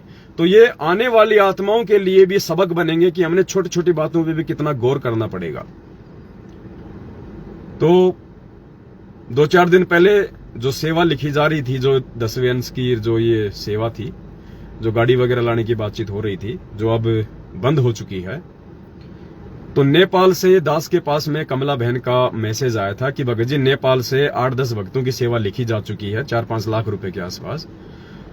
तो वो सेवा हम आपको किस प्रकार से जो है वो भेजें। तो दास ने कहा कि बहन जी 1-2 दिन में दास आपको बता देगा और उसके बाद आप जी उस सेवा को भेज दो। पुण्यात्माओं, इंडिया में अभी तक 5-5 लाख रुपए की एंट्रियां हैं, 2, 3, 1-1.5 लाख की तो सैकड़ों एंट्रियां हैं। 5-5 लाख तक की एंट्रियां हैं। अब विचार करना, दास ने अभी तक किसी को भी नहीं कहा कि आप जी वो पैसा दो। आप जी ने जो एंट्री करवाई थी, भगत जी आप वो कब भेज रहे हो, आपको क्या खाता नंबर दूं, आपको क्या दूं, अभी तक दास ने किसी भी प्रकार के किसी भी भाई को फोन नहीं किया है, क्योंकि दास ने पहले ही ये स्पष्ट कर दिया था कि ये कुछ अलग सेवा है और इस सेवा के लिए परमात्मा ने केवल अकेले पवन दास को ही निमित्त बनाना है। इसलिए ये पवन दास अपने दोनों नंबर दे रहा है और आपने इस पवन दास को ही एंट्री करवानी है, किसी और व्यक्ति को सेवाओं की एंट्री नहीं करवानी। और जब तक ये पवन दास आपको वापस फोन करके आपको जब तक ये बात ना कहे कि भगत जी आपने जो एंट्री करवाई थी वो आप जी इस खाता नंबर में भेज दो, तब तक आपने वो पैसा किसी को नहीं भेजना, चाहे ब्रह्मा विष्णु महेश का फोन क्यों ना आए। ये बात दास ने आप लोगों को अच्छे से समझा दी थी। पुण्यात्माओं, मैटर कोई पैसे का नहीं है, ना यहां किसी को कोई पैसे की भूख है, ना मुझे पैसे की भूख है, ना कजोड़ जी को पैसे की भूख है, ना किसी और को पैसे की भूख है। संदेशा समझना परमात्मा क्या दिलवाना चाह रहे हैं। काल कहां पे हमें ठग लेगा, कहां पे हमें धोखा दे देगा, और आज हम गलतियां करेंगे तो आने वाली आत्माएं फिर क्या सबक लेंगी। बात पैसे की नहीं है। मैं पवन दास या कोई और भाई कोई संगत के पैसों से अपना पेट नहीं पाल रहा। हमने कोई अपना परिवार चलाने के लिए आप लोगों से ये पैसे की सेवा नहीं लिखवाई है। नहीं, आप इन चीजों को समझने का प्रयास करना, परमात्मा रिहर्सल क्या करवा रहे हैं। आने वाले समय में हम भाई बहनों को ही एक दूसरे पे विश्वास करके परमेश्वर के मार्ग में आगे बढ़ना है। और ये रिहर्सल परमात्मा को सतलोक जाते समय 2 घंटे पहले नहीं बताएंगे कि बच्चों आपने ऐसा ऐसा करना, ऐसा ऐसा करना। इसकी रिहर्सल परमात्मा शुरू से करता है। तो आने वाले समय में परमात्मा थोड़े ना कोई राज करेगा। वो राजाओं का राजा, सतलोक का राजा इस गंदे लोक में क्या राज करेगा। वो अपने बच्चों को निमित्त बनाएगा। वो राज नहीं होगा, वो सेवा होगी, चाहे वो देश संभालने की हो, चाहे विदेश संभालने की हो, चाहे एक स्टेट संभालने की हो। तो उसके लिए परमात्मा सेवादार तो तैयार करेगा पहले। ये 1008 का रहस्य भी आपको आगे बताएंगे। तो परमेश्वर देखे भी गा ना आपस में कि मेरे बच्चे आपस में ज्ञान आधार से एक दूसरे पे कितना विश्वास करते हैं, कितना आपस में एक दूसरे को ये समझते हैं, और कितना एक दूसरे की बातों से ज्यादा आगे चलते हैं या केवल उतना ही चलते हैं जितना उनको संदेश दिए जाते हैं। तो दास ने इंडिया वाले किसी भी भगत भाई बहन को, सब लाइव देख रहे हैं, यहाँ झूठ पाखंड का काम नहीं है। इतनों ने एंट्री करवाई है, 60-70 लाख रुपए की एंट्री हो चुकी है। दास ने अगर किसी को भी अभी तक यदि फोन, क्योंकि 2 दिन हो गए, उस सेवा भी जो है वो बंद हो चुकी है, अभी तक दास ने एक भी भाई को फोन करके नहीं कहा कि भगत जी वो पैसा आप जी भेज दो। हालांकि मेरे पास में बहुत फोन आ रहे हैं कि भगत जी वो सबसे पहले हमारी सेवा लगा दो, भगत जी सबसे पहले, रोते हैं बेचारे कि भगत जी सबसे पहले मेरी सेवा लगाओ, सबसे पहले मेरी सेवा लगाओ। दास ने कहा नहीं भाई, जब तक आवश्यकता नहीं होगी दास किसी से 1 रुपया नहीं लेगा। अगर 2 साल आवश्यकता नहीं हुई, दास किसी से 1 रुपया भी नहीं लेगा। आप अपने पास रखना अपनी, जब फोन आ जावे आपके पास में होवे तो आप जी दे दो। अगर आपने खर्च कर दिया तो कोई बड़ी बात नहीं, अपनी एंट्री माइनस करवा दो। आपकी ना देने की इच्छा हो, बीच में आपका मन बदल जाए, कोई बड़ी बात नहीं है। हम आपसे कोई नाराज नहीं होंगे, कोई लेन देन नहीं है हमारा, हमें कोई स्वार्थ नहीं है कोई आपके पैसों से कि आपने वो 50,000 की एंट्री करवाई थी, अब आप ये कैंसिल करवा रहे हो। नहीं, हमें कोई स्वार्थ नहीं है, चाहे सारे कैंसिल करवा दो। हम पैसे के लिए नहीं, हम अपने आत्म कल्याण, अपने मोक्ष के लिए इस मार्ग में जुड़े हुए हैं। लेकिन रिहर्सल क्या करवा रहा परमात्मा, ध्यान उस चीज का रखना है। तो दास ने केवल नेपाल वाले भाई बहनों के लिए ही क्यों कहा? और पुण्यात्माओं, आपको विश्वास होना चाहिए कि दास नहीं बोलता जब लाइव आता है तब। परमात्मा, ये सोच लो कि परमात्मा ही बुलवा रहे हैं। जैसे जगत वालों के यहां होता है ना कि कंठ कमल में बसे अविद्या ज्ञान ध्यान बुद्धि नाश ही, जो जगत वाले होते हैं, अनुपदेशी होते हैं, उनके कंठ कमल में तो 24 घंटे कौन रहती है? ये दुर्गा। तो वो दुर्गा सब कुछ हैंडल करती है कि क्या बोलना है, कितना बोलना है, किसका भला करना है, किसका बुरा करना है। और सतगुरु की शरण में आने के बाद में ये दुर्गा जो है कंठ कमल से हट जाती है, फिर ये परमात्मा बैठ जाता है, फिर वो परमेश्वर ही संदेश दिलवाता है। और स्पेशली ऐसे समय में जब लाखों की संगत को परमात्मा ने हैंडल करवाना हो तो किसी जीव के बस की बात नहीं है जो आपको संदेशा दे सके और उसके संदेशे पे आप जी विश्वास कर सको। ये संभव नहीं है पुण्यात्माओं। तो इस पवन दास से परमात्मा ने नेपाल की संगत के लिए ही ये क्यों बुलवाया कि भाई आप लोग अपनी सेवा भेज दो, जबकि इंडिया में 5-5 लाख की एंट्री है एक भाई बहन की, उनको किसी ने दास ने फोन नहीं किया अभी तक। नेपाल के भक्तों के लिए ही परमात्मा ने क्यों बुलवाया? अब हम आते हैं मेन मुद्दे पे। तो दास ने कमला बहन को 1-2 दिन पहले कहा था कि बहन जी आप वो जो पैसा है वो जिस भी विधि से आ सके, कोई अकाउंट में, कोई खाते नंबर में या कोई मनी ट्रांसफर के माध्यम से, तो आप सभी भाई बहन जो नेपाल वाले हैं उनकी सेवा आप जी एक जगह इकट्ठी कर लो और आप दास को फोन करना, दास आपको खाता नंबर दे देगा, आप उसमें नेपाल वाले भाई बहनों की सारी राशि यहां पे भेज देना। देखो, अगर दास यहाँ पे इंडिया वालों की भी तो ले सकता है, जबकि अभी तक ऐसा कुछ आगे कोई फाइनल ही नहीं है कि गाड़ी अभी लेनी है या बाद में लेनी है, कुछ है ही नहीं अभी तक। और ऐसा कुछ होता तो सबसे पहले ये तो कॉमन सेंस की बात है, इंडिया वालों की सेवा लगेगी, क्योंकि कहां हम 20-20 हजार रुपए इकट्ठा करेंगे और कहां 5 लाख रुपए आ रहे हैं। तो ज्यादा कोई माथा पच्ची का काम ही नहीं है। 2 भाइयों को फोन किया, 10 लाख उन्होंने भेज दिए, आ गई गाड़ी। तो ये विचार करो कि परमात्मा ने दास से नेपाल वाले भाई बहनों के लिए ही ये क्यों संदेशा दिलवाया कि उनकी सेवा भेज दो। उसके बाद में हो सकता है कमला बहन की कजोड़ भगत जी के साथ कोई बातचीत हुई होगी और कमला बहन ने कजोड़ भगत जी का जो खाता नंबर है वो नेपाल के किसी ललित भगत को या किसी नेपाल से कोई बाहर रहता होगा, मुझे पता नहीं, उस भगत को खाता नंबर दे दिया और कहा कि भगत जी आप इस खाते में जो है आप जी अपना सेवा डाल दो। अपने आत्माओं, ये सबसे बड़ा माइनस पॉइंट है। मैं ये नहीं कह रहा कि कजोड़ भगत जी आपके पैसे का दुरुपयोग करने वाले हैं या उन्होंने आज से पहले आपके पैसे का जो है कोई दुरुपयोग किया होगा, नहीं। लेकिन नियम क्या था? जब वीडियो बने तो नियम क्या थे कि जब तक दास खुद वापस फोन नहीं करे आपको और दास के जब तक इन्हीं नंबरों से आपके पास वापस फोन ना आए और जब तक दास आपको खाता नंबर ना बताए, वो चाहे दास आपको कजोड़ जी का दे दे, तब तक आपने अपना 1 पैसा नहीं डालना, क्योंकि ये 10वें अंश की सेवा है और इस सेवा के लिए परमात्मा ने सोच समझ के दास को निमित्त बनाया है। जब तक दास ना कहे तब तक आपने 1 रुपया ना तो मेरे खाते में डालना है, ना अपने कजोड़ जी के खाते में डालना है, ना अपने किसी राष्ट्रपति के खाते में डालना है। उसके बाद भी ये घटना जो हुई है, ये घटना कुछ ठीक नहीं है। ये थोड़ी सी मूर्खता को दर्शाती है, थोड़ी सी अज्ञानता को दर्शाती है। ठीक है, बातचीत हो गई। बातचीत होने के बाद में बहन ने मुझे कजोड़ भगत जी की एक ऑडियो भेजी छोटी सी, जिसमें कजोड़ भगत जी ने बहन को कहा कि बहन आप एक काम करो, आप नेपाल की सेवा अभी इंडिया मत भेजो, क्योंकि अगर हमें जरूरत होगी तो सबसे पहले हम इंडिया वालों से लेंगे हम सेवा। कजोड़ दास जी का मैसेज है, बात नहीं हुई थी। हो सकता है आपकी कोई चैट हुई होगी भगत जी, मुझे नहीं पता। बातचीत का मैं नहीं, मतलब बातचीत का मतलब आपकी व्हाट्सएप पे कोई चैटिंग हुई होगी या बहन ने आपको कोई जो है वो भेजा होगा, मुझे नहीं पता। वो बहन ने आपकी एक ऑडियो भेजी थी जिसमें आप जी ने बहन को ये कहा था कि भाई अभी हम इंडिया वालों की सेवा लगाएंगे हम पहले, और आप नेपाल वालों का जो है पैसा आप जी वही रहने दो, क्योंकि नेपाल का पैसा यदि इंडिया भेजा जाएगा तो वो पैसा माइनस होके आएगा। आपने बिल्कुल उनको सही राय दी थी, कोई आपने वो गलत काम नहीं किया, लेकिन बात यही तक सीमित नहीं है भगत जी। पर ये अध्यात्म है भगत जी, अध्यात्म। और अध्यात्म में यदि निमित्त कर्ता के अकॉर्डिंग यदि कोई काम हो रहा है और निमित्त कर्ता के बीच में यदि कोई इंटरफेयर होता है तो भगत जी वहां पे दिक्कत आ जाती है फिर। वरना मुझे आवश्यकता नहीं थी मेरे नंबर देने की, हर बार तो मैंने संगत में आप जी का खाता दिया हुआ भगत जी, लेकिन आपका खाता सिर्फ और सिर्फ किस लिए दिया था?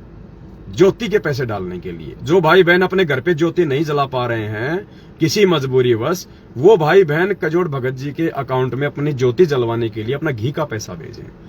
बाकी यदि किसी को अपनी सेवा भेजनी होती थी तो हम बात करके दिया करते थे, लेकिन ये 10वें अंश की बात है। ये वर्तमान की जो सेवा है, ये उसके विषय में दास ने सभी को लाइव में बोल दिया था कि जब तक दास फोन ना करे तब तक आपने कोई सेवा कहीं नहीं भेजनी है। तो आपने बहन को ये सुझाव दिया था और बिल्कुल आपने सही दिया सुझाव, आपकी गलती नहीं है इसमें। आपने कहा कि बहन नेपाल से यदि 9,000 रुपये आप इंडिया भेजोगी तो तकरीबन 4 या 5,000 रुपये माइनस हो जाएंगे और भगत की 4,000 या 5,000 रुपये सेवा इंडिया आ पाएगी, तो वो पैसा भगतों का वेस्ट हो जाएगा, कोई मतलब नहीं रहेगा। तो नेपाल में यदि कभी कोई सेवा हुई, कोई भक्ति बोध छपवानी है, कोई पुस्तक छपवानी है, तो वो पैसा नेपाल में ही यूज कर लिया जाए। और इंडिया में भगत भाई बहनों ने काफी संख्या में पैसा जो है लिखवा दिया है, तो पहले हम इंडिया वालों से ही हम उस पैसे का यूज करेंगे। बिल्कुल भगत जी, आप बिल्कुल राइट हैं, कहीं कोई दिक्कत नहीं है। जो बात है दास वही बोलेगा, दास की सेवा भगत जी यही है। लेकिन इससे ऊपर भगत जी अध्यात्म है, इससे ऊपर भी परमात्मा ने कुछ चीजें जो है दास को समझा रखी हैं। अब आप लोगों के समझ में आएंगी वो चीज कि आपने जो उनको सलाह दी वो आपके लेवल तक ठीक थी, लेकिन दास के लेवल के हिसाब से वो ठीक नहीं थी, क्योंकि दास को परमात्मा ने जिस प्रकार से निमित्त बनाया है वर्तमान में, तो दास को परमात्मा क्या संदेश देने के लिए निमित्त बनाते हैं, उनका क्या मतलब होता है, क्या उनका अर्थ होता है, ये वो परमात्मा जानता भगत जी। तो बहन ने आपकी वो ऑडियो मुझ दास के पास में भेजी, तो तुरंत परमात्मा ने दास को जो है वो प्रेरणा की। तो मेरे कहने का मतलब ये है बहन जी, अब आप इन चीजों पे आप विचार करना, अब आप इन चीजों पे विचार करना, क्योंकि आपने डायरेक्ट कजोड़ जी का नंबर, खाता नंबर आपने उस भगत को भी भेज दिया, जैसा कि आपने अपनी ऑडियो में जिक्र किया, जबकि मेरी तरफ से कोई हरी झंडी नहीं थी कि आपने कजोड़ जी का खाता भेजना है या मेरा खाता नंबर भेजना है या किसी और का भेजना है। तो सबसे पहली जो गलती है जो कमला बहन की, देखो जो गलती वो गलती है पुण्यात्माओं। दास यदि गलत हो किसी भी पॉइंट पे, कभी भी आप दास को सरेआम बोलिए, दास पूरी संगत में हाथ जोड़ के माफी मांगेगा कि ये मुझ कुत्ते से गलती हुई है, और मैं दोनों कान पकड़ के परमपिता परमात्मा जी से और परमपिता परमात्मा की सारी संगत से माफी मांगता हूं कि आगे से इस दास से ऐसी कोई गलती नहीं होगी। और दास ने काफी बार अपनी गलतियां जो हुई हैं छोटी मोटी, दास ने स्वीकार भी की है। अब मेन पॉइंट क्या है कि परमात्मा ने दास से नेपाल के लिए ही ये बातें क्यों बुलवाई, ये बातें नेपाल से ही क्यों बुलवाई कि भाई नेपाल की संगत अपना सेवा भेजो, जबकि इंडिया में तो 5-5 लाख की एंट्री, हमने तो इंडिया वालों से लेने में सुविधा है, ना कोई पैसा कटेगा और सेम डे आ जाएगा, कोई दिक्कत नहीं है। लेकिन पुण्यात्मा उसके पीछे का जो रीजन है वो कमला बहन नहीं समझ पाई और ना ही जो है कजोड़ जी समझ पाए, क्योंकि परमात्मा जिस चीज के लिए जिस व्यक्ति को निमित्त बनाएगा वही उन चीजों को समझ पाएगा। अब दास आपको समझाता है कि पुण्यात्मा इसके पीछे का रीजन क्या है। दास ने आपको क्या कहा था पुण्यात्माओं कि इस सेवा के 2-3 मुख्य रीजन है। सबसे पहला रीजन क्या है कि परमात्मा संगत में ये आने वाले समय के लिए, जब परमात्मा धरती पे नहीं रहेंगे या परमात्मा रहेंगे, उस समय कोई परमात्मा तो सारी सेवाएं कोई संभालेंगे नहीं, सेवा तो परमात्मा की हम कुत्ते करेंगे।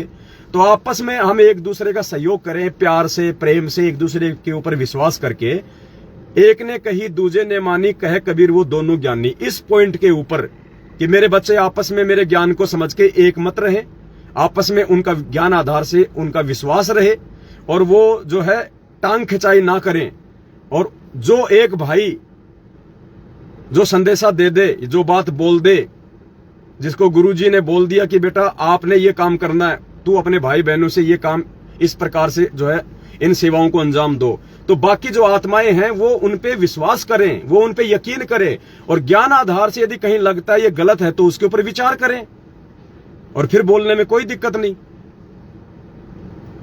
तो नेपाल की संगत के लिए ही परमात्मा ने क्यों हाँ भराई, मुझे भी नहीं पता इस बात का मुझे नहीं पता था कि परमात्मा इंडिया में तो इतनी सेवा लिखी हुई है, रोज उनके फोन आते हैं कि भगत जी सबसे पहले मेरी सेवा लगाओ, मेरी लगाओ। ये मालिक आपने नेपाल वाले भाई बहनों के लिए ही क्यों हाँ भरवा दी कि नेपाल वाले भेज दो, जबकि पैसा भी तो माइनस हो रहा है नेपाल का। मुझे भी पता है इस बात का कि इंडिया की करेंसी क्या और नेपाल की करेंसी क्या है, लेकिन दास ने सोचा कि भाई परमात्मा की भाई इसमें कोई रजा होगी, कोई मेहर होगी। अब फिर दास को परमात्मा ने समझाया कि बेटा इसका रीजन क्या था, इंडिया को छोड़ के सबसे पहले सेवा के लिए नेपाल वाले भाई बहनों की सेवा क्यों बुलवाई जा रही थी। तो कजोड़ जी ने जो कहा कि भाई वो पैसा माइनस हो जाएगा और वो सेवा जो है कोई काम की रहेगी नहीं, मतलब उसका सेवा का आधा पैसा ही यूज आ पाएगा, वो माइनस हो जाएगा। बिल्कुल सही बात है आपकी भगत जी। अगर हम विचार करें तो दास ने दूसरा पॉइंट ये बताया था कि पता नहीं किसके संस्कार में, किसके भाग्य में आगे चल के कौन सा दुख है, कौन सी तकलीफ है, कौन सी परेशानी है, किस आत्मा के संस्कार में क्या संकट है। उस संकट को परमात्मा ने कहा ना कि कुछ संकट आपके दान से कटेंगे, कुछ संस्कार आपके सेवा से कटेंगे, कुछ संकट आपके सत्संग सुनने से कटेंगे।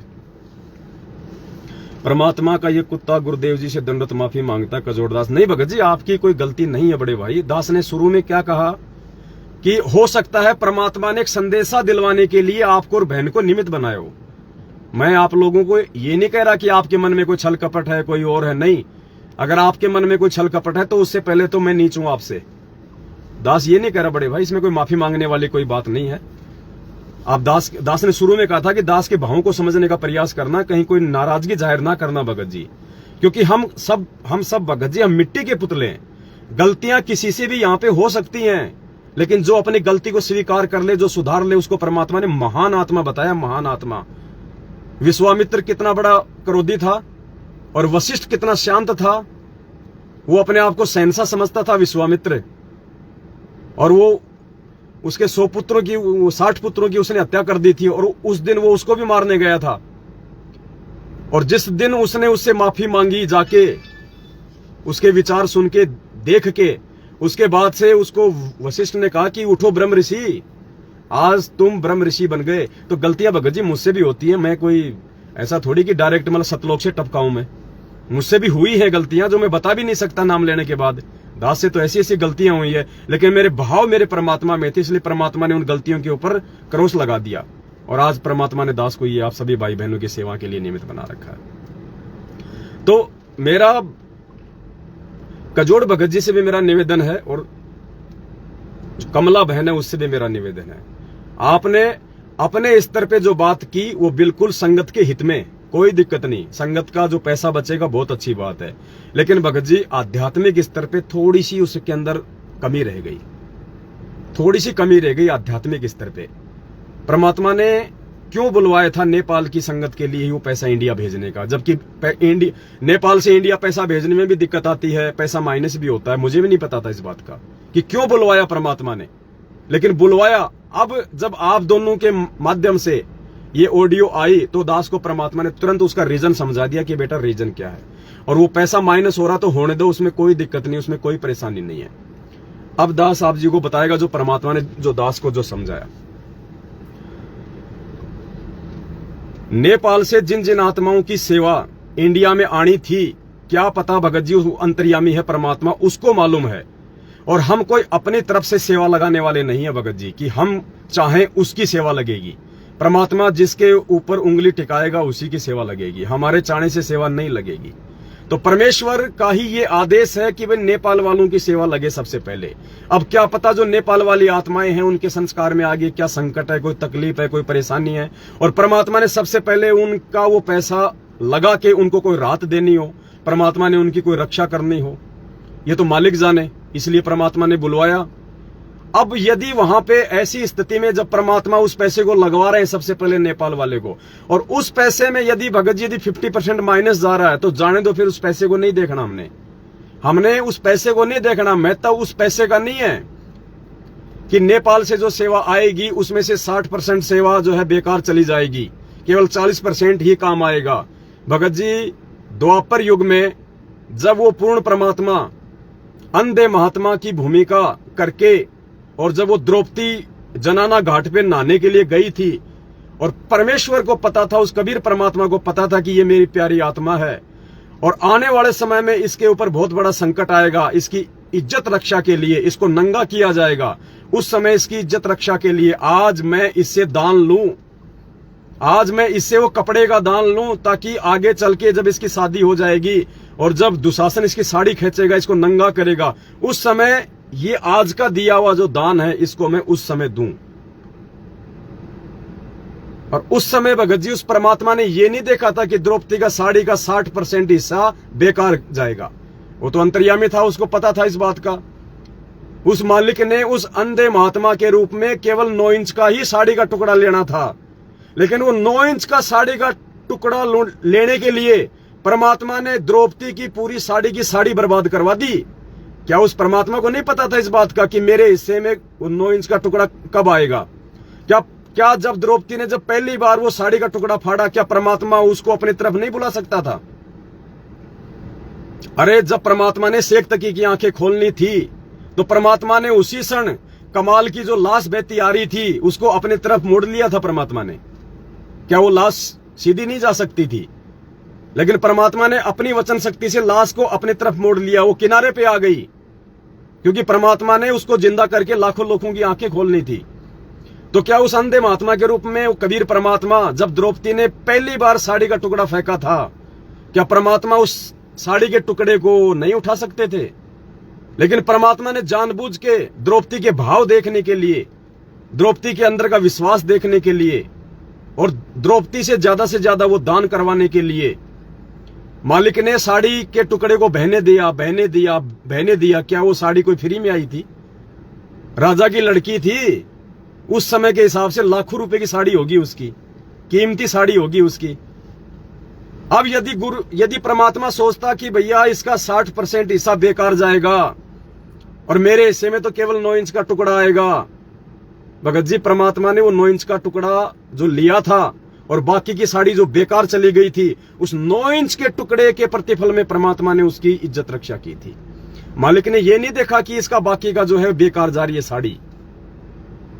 तो भगत जी परमात्मा ने यदि वो संदेशा दिलवाया था नेपाल के भाई बहनों को, तो परमेश्वर ने, भाई या तो आप भाई बहनों को इस दास के ऊपर विश्वास नहीं है अभी तक कि भाई परमात्मा ने इस 2 कौड़ी के बुंडी शकल वाले इस पवन दास को निमित्त बना रखा होगा, और अगर विश्वास है तो भाई फिर थोड़ा कोऑर्डिनेशन बना के चलो, फिर थोड़ा सा समझ बूझ के चलो, आपस में सलाह मशवरा कर लो। कजोड़ भगत जी की जो सेवा है ये गवाह है, अभी लाइव हैं। आज से पहले जितना भी पैसा संगत से आया है 8-10 लाख रुपए मैसेज सेवा के लिए, लाइव की सेवा के लिए, मोबाइल खरीदने के लिए, आईपैड खरीदने के लिए, आप कजोड़ भगत जी लाइव हैं। कोई भी भाई इनसे मैसेज करके पूछ सकता है। दास ने कभी भी इनसे सेवा का कोई हिसाब नहीं लिया। कौन भाई लिखवा रहा है, कौन नहीं लिखवा रहा है, किसने कितना लिखवाया है, ये सेवा दास ने कहा था कि कजोड़ भगत जी ये सेवा आपकी है। दास आपकी सेवा में जिंदगी भर इंटरफेयर नहीं करेगा। दास ने कभी भी आप अगर इनसे हिसाब मांगा हो तो आप इनसे पूछ लो। दूसरा, दास ने आज तक जब से कजोड़ भगत जी दास के साथ में सेवा में जुटे हैं और जब से हमने थोड़ा बहुत सेवा संगत से ली है सेवाओं के लिए, कभी भी दास ने यदि अपना खाता नंबर दिया हो किसी को आज तक, सिर्फ कजोड़ जी का ही खाता नंबर दिया है आज तक। और दास ने कभी भी इनकी उस सेवा में, क्योंकि लिखापढ़ी का काम मुझ नीत से ज्यादा नहीं होता है, मेरा मैथ बहुत कमजोर है, फिर भी परमात्मा ने थोड़ी बहुत दया बख्शी, लेकिन फिर भी दास ने इनसे कभी नहीं पूछा कि भगत जी किसका आ रहा है किसका जा रहा है। जितना दास ने आवश्यकता अनुसार भाई से पैसा मांगा, भाई ने तुरंत निकाल के दास को दे दिया। ये इनका विश्वास और मेरा विश्वास, मैंने इनसे कभी कोई हिसाब किताब आज तक नहीं मांगा।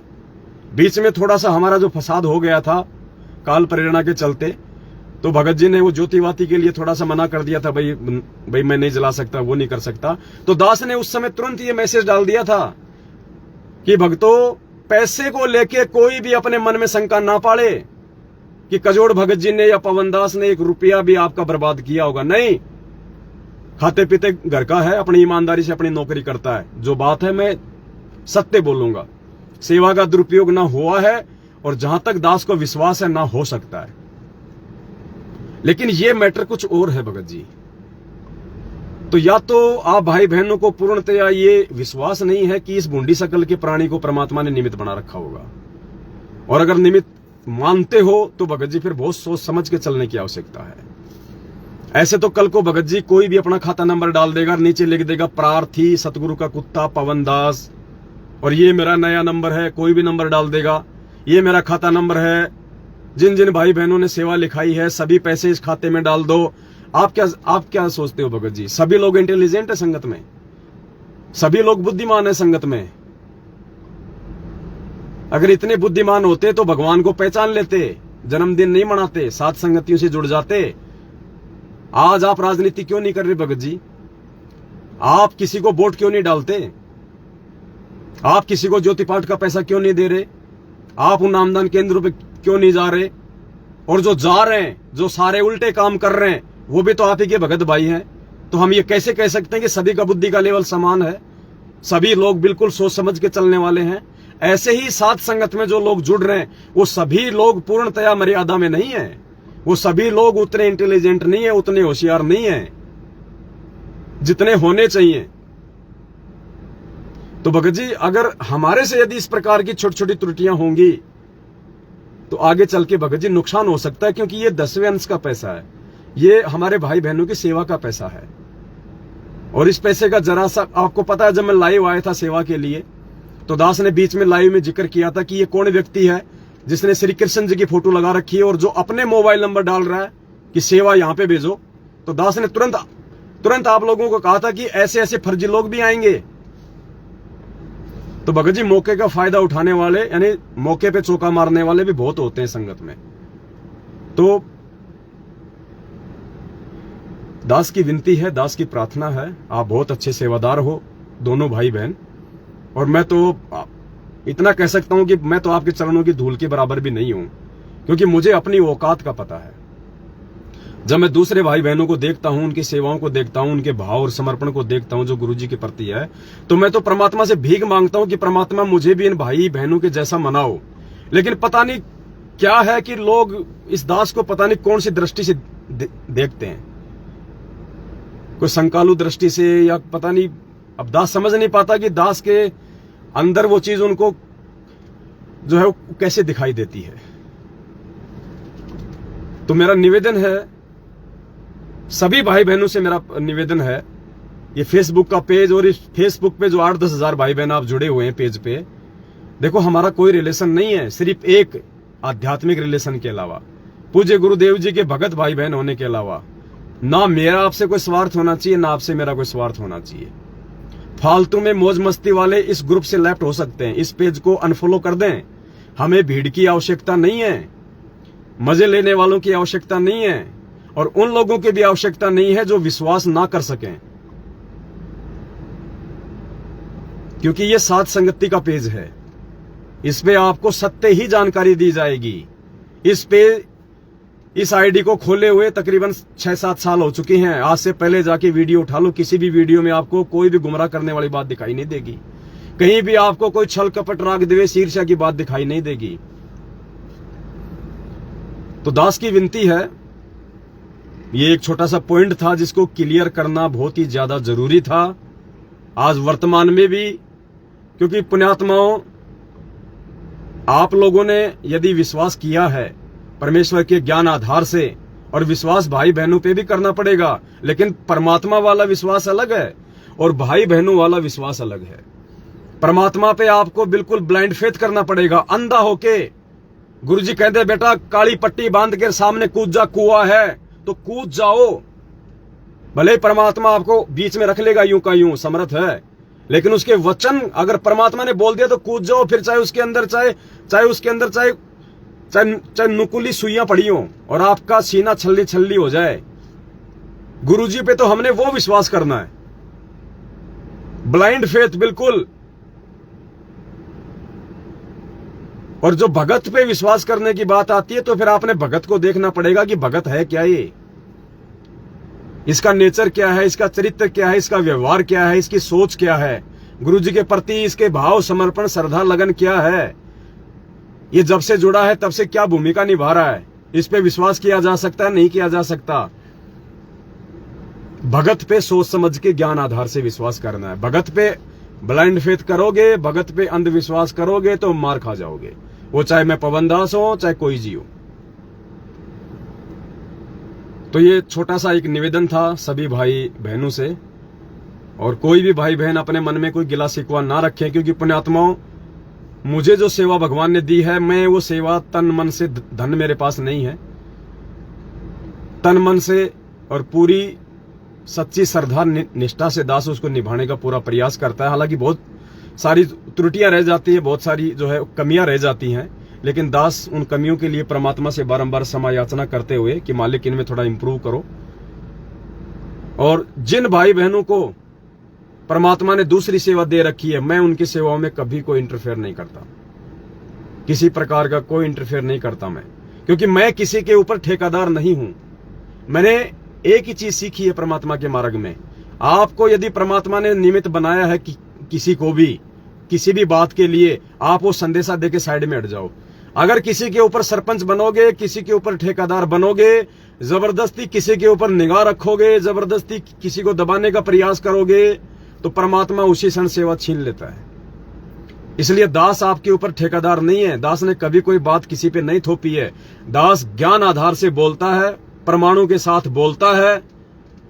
भाई जिसको अच्छी लगे ठीक है, ना लगे तो ठीक है, मेरा कुछ नहीं बिगड़ेगा। वो संदेशा देने के बाद जो जैसे कर्म करेगा वो अपना भोगेगा, फिर परिणाम परमात्मा देगा। अरे स्कूल में टीचर परीक्षा लेता है, साल भर तक तो बच्चों को पढ़ाता है, पढ़ाने के बाद उसका एग्जाम होता है।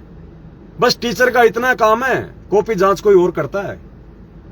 वो टीचर ठेका नहीं लेता कि तू पास हो जाएगा, तू फेल हो जाएगा। वो टीचर का काम था आपको पढ़ाना, संदेशा देना। उसके बाद वो कॉपियां कहीं और जांच होती हैं, नंबर कोई और देता है। टीचर ठेकेदार नहीं बनता। तो दास तो केवल इतना सा निमित्त मात्र है परमात्मा का, कि जो परमात्मा इस दो कोटि के जीव की बुद्धि में यदि कोई बातें बोल देते हैं, घुमा देते हैं, तो दास आप जी तक वो बातें पहुंचा देता है कि निकट भविष्य में हम कोई धोखा ना खाएं किसी भी प्रकार का। तो आज जो छोटी सी ये घटना थी, ये घटना के लिए परमात्मा ने बहन कमला को और भगत जी को, कजोड़ दास जी को निमित्त बनाया।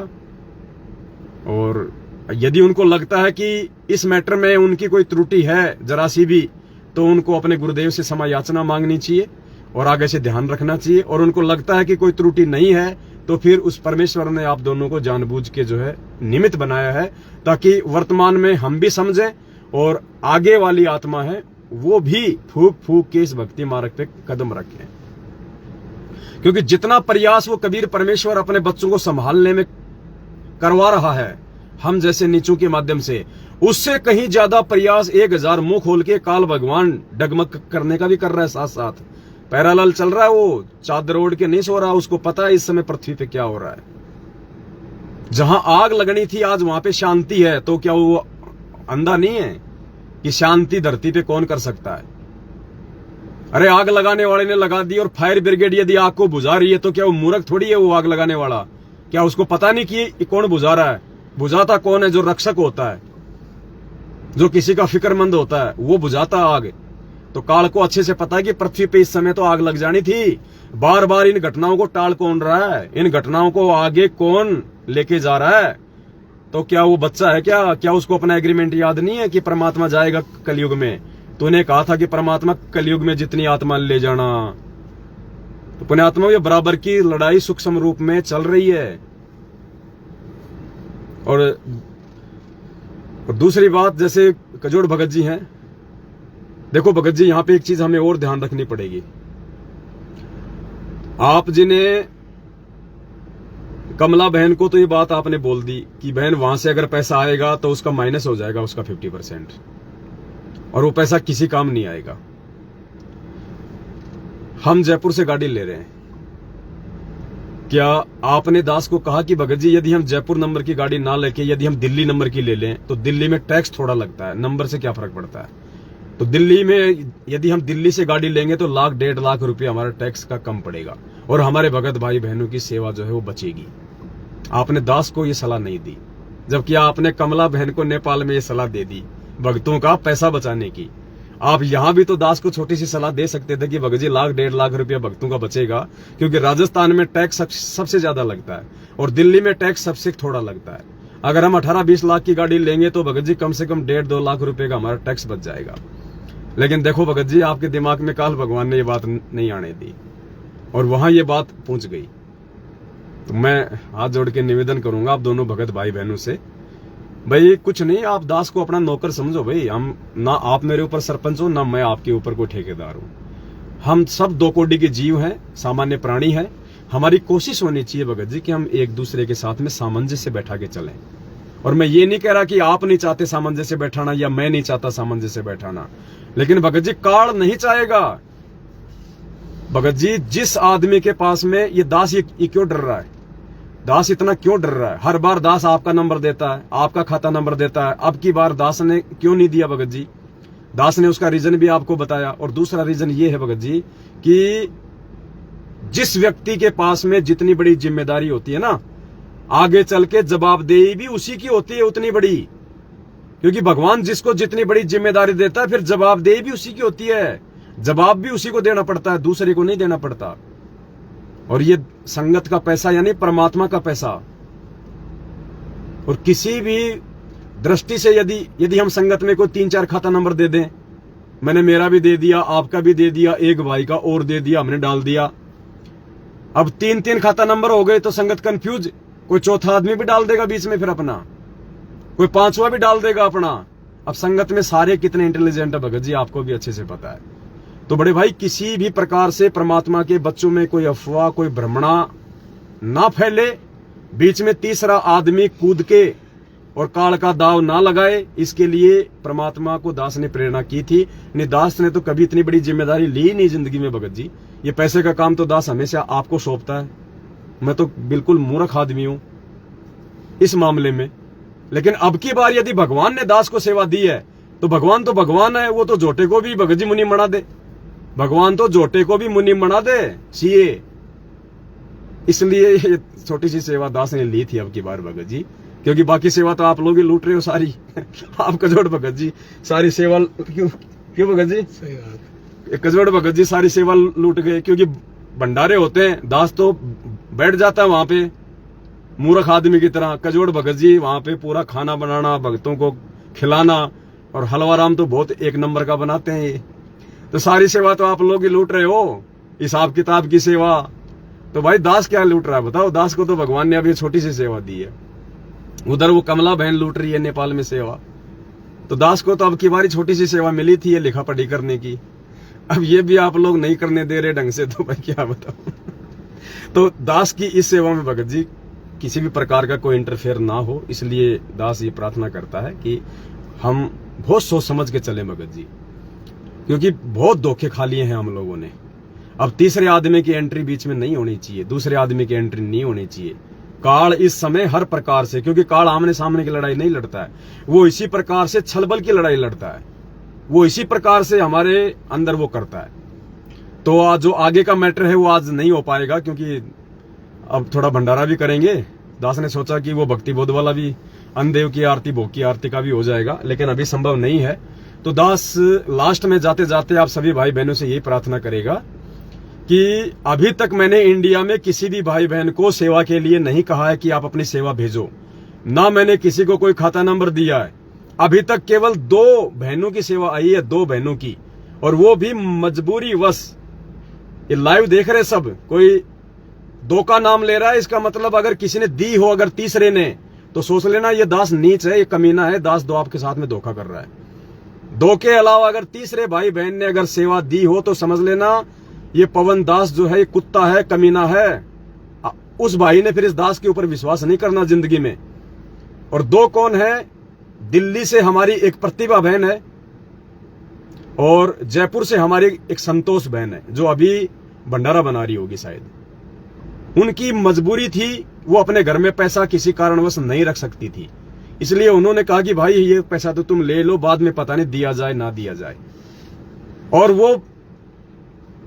और देखो यहां पुण्यात्मा फिर वही बात आएगी।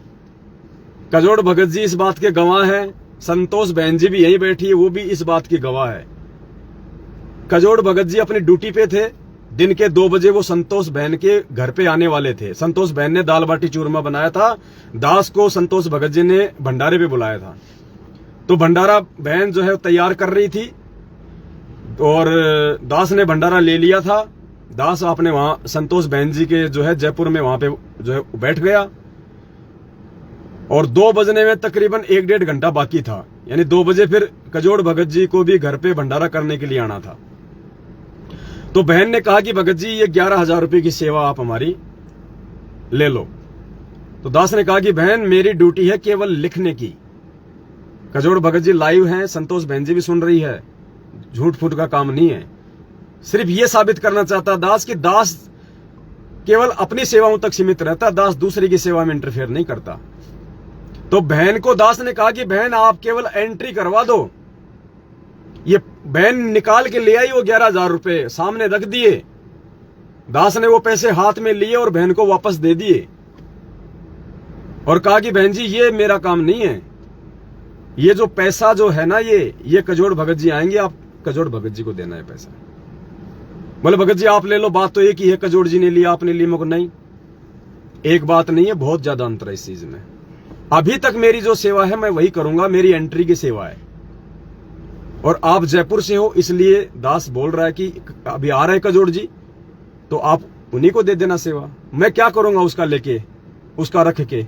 अगर 1 रुपया भी इधर उधर हो गया तो मेरा क्या हाल होगा फिर? भाई मैं गलती नहीं करूंगा। 1.5 घंटे बाद में कजोड़ भगत जी आए और फिर बहन ने कजोड़ भगत जी को वो 11,000 रुपए दिए। दास ने नहीं लिए, नहीं तो दास भी लेके जेब में डाल सकता था। दिल्ली से जो प्रतिभा बहन थी उसने 9,000 रुपए शायद भेजे थे। तो दास का तो अभी खाता नंबर है, लेकिन अभी मैं जाऊंगा कल बैंक में देखूंगा वो चालू है बंद है। तो दास ने प्रतिभा बहन को भी कजोड़ भगत जी का ही फोन पे नंबर दिया और बहन ने कजोड़ भगत जी के फोन पे नंबर में 9,000 रुपए डाले। कजोड़ जी मेरे साथ में थे, मैंने कहा भगत जी आपका फोन पे नंबर दे रहा हूं। बोल ठीक है। 5 मिनट में बहन ने दिल्ली से 9,000 रुपए डाल दिए, मैसेज आ गया, बहन को कंफर्म कर दिया कि भाई आपके पैसे आ गए। पुण्यात्माओं, दास फालतू की जिम्मेदारी, फालतू की सेवा नहीं करेगा जो दास के बस की नहीं है, या जो सेवा दास नहीं करना चाहता, परमात्मा नहीं करवाना चाहता है, वो काम दास नहीं करेगा। दास उतना ही करेगा जितना, और यही रीजन है कि परमात्मा ने अभी तक दास पे मेहर बख्शी हुई है। और यकीन मानना पुण्यात्माओं, कोई किसी के पैसे का भूखा नहीं है, कोई किसी के पैसे का भूखा नहीं है। सब अपने अपने हिसाब से खा रहे हैं, पी रहे हैं, मैनेजमेंट वालों को छोड़ के। इसलिए हमें ना सेवा की भूख है, ना कोई पैसों की भूख है। ये तो परमात्मा, कुछ आपके संस्कार ऐसे होंगे जो परमेश्वर ने काटने हैं और वो संस्कार केवल इस सेवा के प्रतिफल में ही कटेंगे, दूसरा कोई तरीका नहीं है। दास चाहता तो आपने एंट्री तो करवाई दी। दास तो पिछले 2 दिन से चुपचाप बैठा, फ्री बैठा है। दास तो लग जाता फोन करने आप लोगों को, भगत जी भेजो, आप भी भेजो, आप भी भेजो। अभी तक अगर किसी के पास फोन गया हो, एक भी भाई ऐसा बता दे, इंडिया में, पाकिस्तान में, जर्मनी, जापान, नेपाल, चीन, इंग्लैंड, लंदन, पता नहीं कहां से आई है सेवा, एंट्री आई है। ये दास लाइव है, सभी भाई बहन देख रहे हैं। अगर किसी भी भाई बहन के पास में देश विदेश में अभी तक अगर इस दास का एक भी फोन गया हो कि भगत जी आपने जो सेवा लिखी थी वो लिखवा दीजिए, तो ये दास का सिर और आपका जूता, किसी से सेवा दास ने नहीं कही अभी तक। जब जरूरत होगी तो कहूंगा, और जरूरत नहीं होगी तो आपको जिंदगी में कोई फोन नहीं आएगा, आपको जिंदगी में फोन नहीं आएगा। और सबसे पहले यदि सेवा की जरूरत पड़ेगी तो जिन भाई बहनों ने जो मोटी रकम लिखवा रखी है, 5 लाख रुपए, 3 लाख रुपए, 2 लाख रुपए, 1.5 लाख रुपए, सबसे पहले दास उन्हीं को फोन करेगा, क्योंकि छोटा पैसा लेने मंगवाने में थोड़ी समस्या है। लेकिन वो छोटे वाले ये ना समझे कि हमारी छोटी सेवा है इसलिए नहीं ले रहे, नहीं, ये बहुत ही नीच और घटिया सोच होगी। ये सेवा नहीं लगेगी अगर ऐसा आपने सोचा तो। आपकी सेवा तो, या ये पुण्यात्मा अध्यात्म में सूक्ष्म मारा गया है, आपको पता भी नहीं, आपकी सेवा तो लग चुकी है। जिस समय आपने दास को एंट्री करवाई थी उसी समय आपकी सेवा गुरुजी के चरणों में पहुंच गई जेल में। अब वो कागज के नोट हैं, आप चाहो तो उनको अपने घर में भी काम में ले लो, कोई जरूरी नहीं है कि आपने पवन दास के लिए उनको रखना है कि कोई सेवा सेवा सेवा। आप चाहो तो मजबूरी में अपने घर में भी काम में ले सकते हो, कोई जरूरी नहीं है, क्योंकि वो भी तो सेवा ही होगी। आपको फालतू में तो उनको बर्बाद नहीं करेंगे, जहां आवश्यक होगा वहीं तो आप उनको यूज करोगे। तो आप उनको अपने घर में भी यूज कर सकते हो, क्योंकि सेवा तो आपकी लग चुकी है ऑलरेडी। पुण्यात्मा भी सत का मार गए, 1 रुपया किसी का खा के हमें किसी का गधा नहीं बनना अगले जन्म में। अगर जरूरत होगी उधार ले लूंगा अपने भगत भाई बहनों से, क्योंकि मजबूरी है, काम नहीं कर पा रहा इस समय। उधार ले लूंगा भगत भाई बहनों से, धोखे से नहीं लूंगा, क्योंकि वो धोखा आपके साथ नहीं होगा, वो धोखा मेरे स्वयं के साथ होगा। जब परमात्मा लात मार के मुझे यहीं छोड़ जाएगा, उससे बड़ा कोई धोखा नहीं हो सकता जिंदगी में। तो ये छोटा सा संदेशा था आप सभी भगत भाई बहनों के लिए, और मेरा सबसे हाथ जोड़ के ये विनती है, प्रार्थना है, हम गलतियां ना करें पुण्यात्माओं। ये लास्ट एंड फाइनली है, हमारा अंतिम दाव है। ये पैसों के लिए खेल नहीं हो रहा, ये परमात्मा आने वाले समय के लिए जो हमें सेवा देना चाहते हैं कि मेरे बच्चे आपस में कितना एक दूसरे में विश्वास करके, कितना एक दूसरे के साथ में सामंजस्य से बैठा के आगे बढ़ेंगे। ये रिहर्सल हो रही है पुण्यात्माओं, आगे की रिहर्सल हो रही है ये। तो बहुत सोच समझ के कदम। और अब कजोड़ भगत जी भी आने वाले हैं, 10 बजे का टाइम है उनका।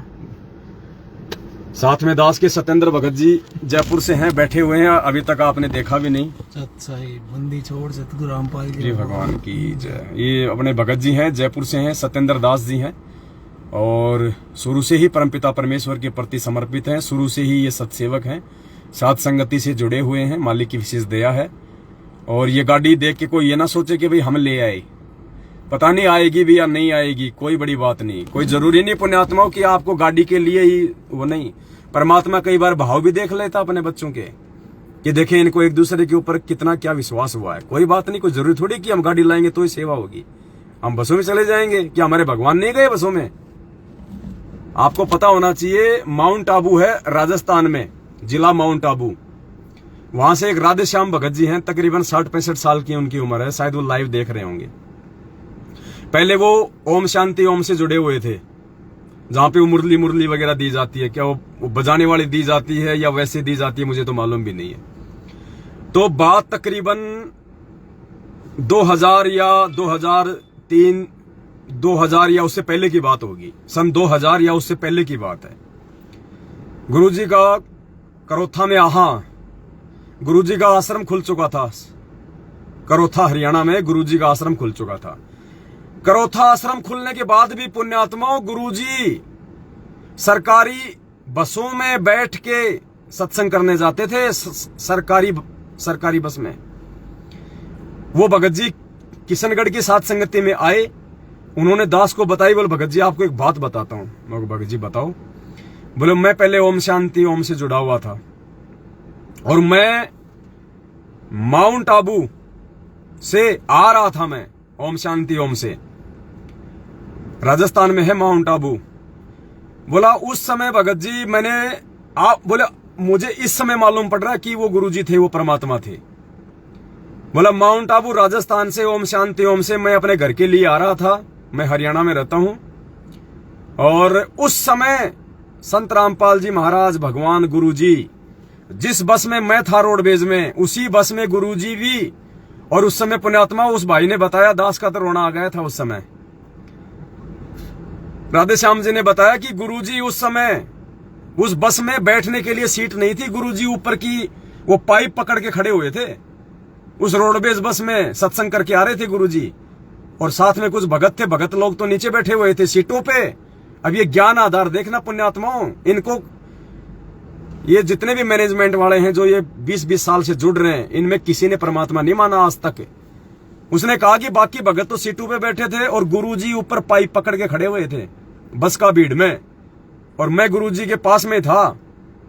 और गुरुजी ने मुझसे कहा कि भाई कौन हो, कहां से आए हो? उसने कहा जी राधे श्याम नाम है जी मेरा, मैं ओम शांति ओम से आया हूं। तो बोले वहां किस लिए गए थे? बोले जी मैं वहां से जुड़ा हुआ हूं, मैंने नाम लिया हुआ है। तो बोले भाई क्या साधना देते हैं वो?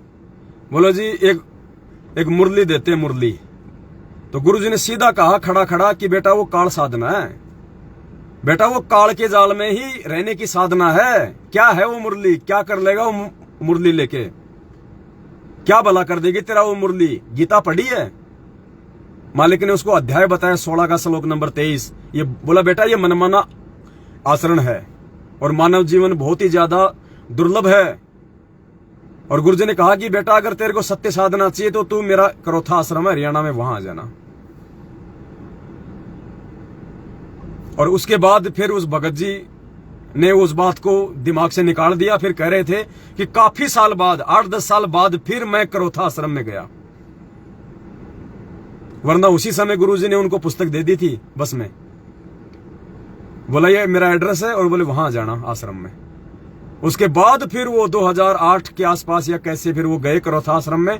वहां जाके उन्होंने नाम लिया, तब उन्होंने देखा रही ये तो वही गुरुजी थे जो वहां बस में खड़े हुए थे। तो पुण्यात्मा बात ये नहीं है कि हमने कोई गाड़ी खरीदने के लिए या हमारे पास में जो है कोई जुगाड़ नहीं था या फिर दुनिया भर की बसें नहीं चल रही। अरे आजकल तो वोल्वो बस चलती हैं, एसी बस चलती हैं, आजकल तो पहले से सीट बुक हो जाती हैं।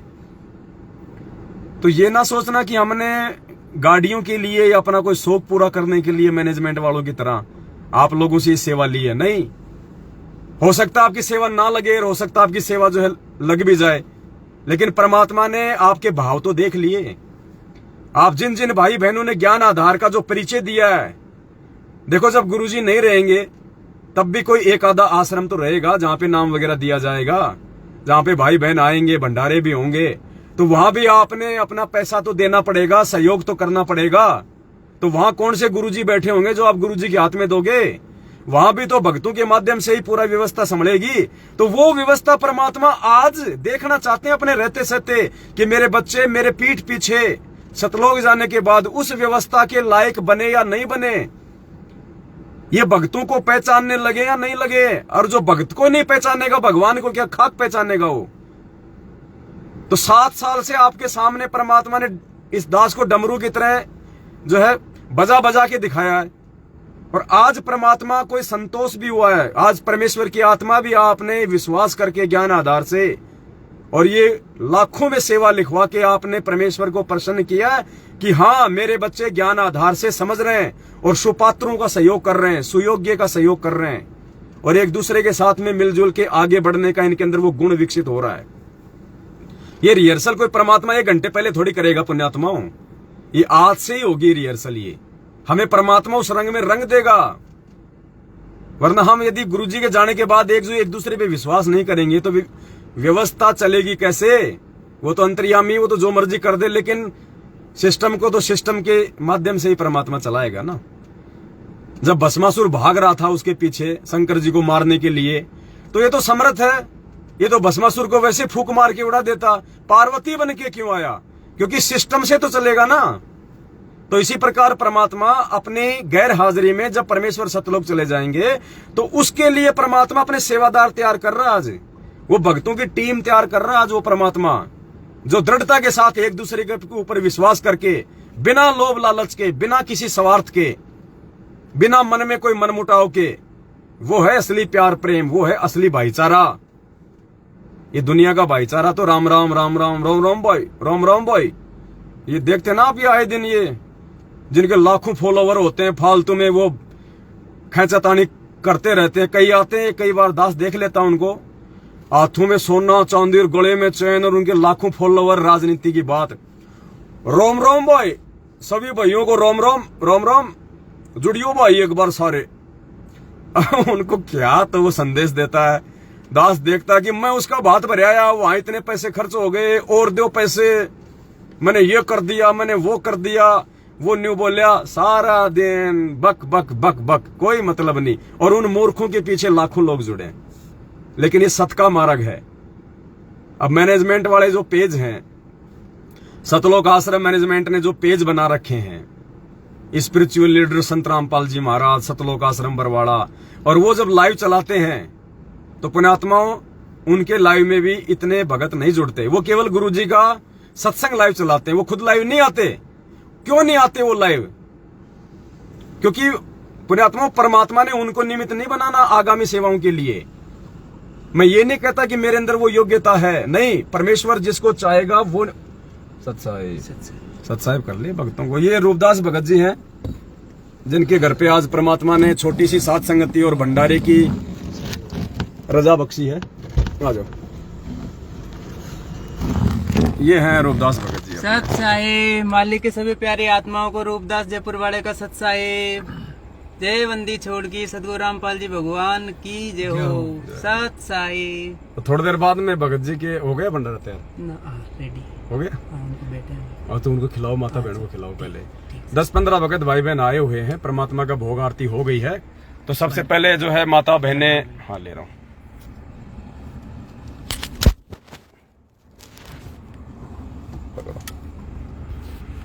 तो सबसे पहले हमारी माता बहनें भंडारा कर रही हैं, उसके बाद में दास और सत्येंद्र भगत जी, तब तक कजोड़ भगत जी भी आ जाते हैं, फिर हम तीनों भाई फिर हम बैठ के भंडारा करेंगे। आप भी लो। बस बस बोलते हैं।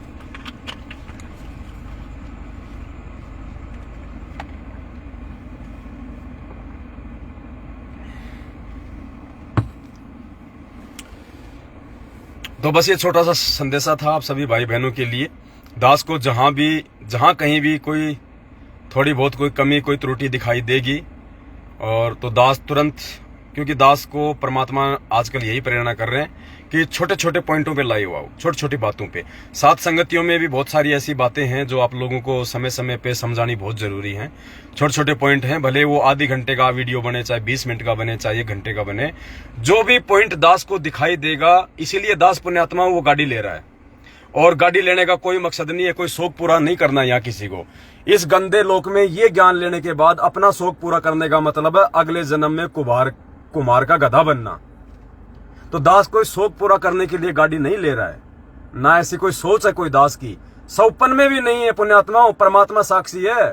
अगर दास शौक पूरा करने के लिए भगत भाई बहनों के पैसे से वो गाड़ी ले रहा है, वो अंतर्यामी भगवान है। इस दास को इसी समय जमीन में गाड़ दे, दास की सारी कमाई बर्बाद कर दे परमात्मा। इतना विश्वास है इस दास को, शौक पूरा करने के लिए नहीं, फालतू में घुमाने के लिए नहीं। दास सिर्फ और सिर्फ इसलिए ले रहा है क्योंकि जहां पे दास रह रहा है वहां पे इंटरनेट नहीं है, वहां पे लाइव के जो है वो नहीं है, वहां पे टावर नहीं आते इतने कि दास लाइव आ सके। वहां पे बार बार डिस्कनेक्ट होता है, वहां पे लाइव नहीं आ सकता दास।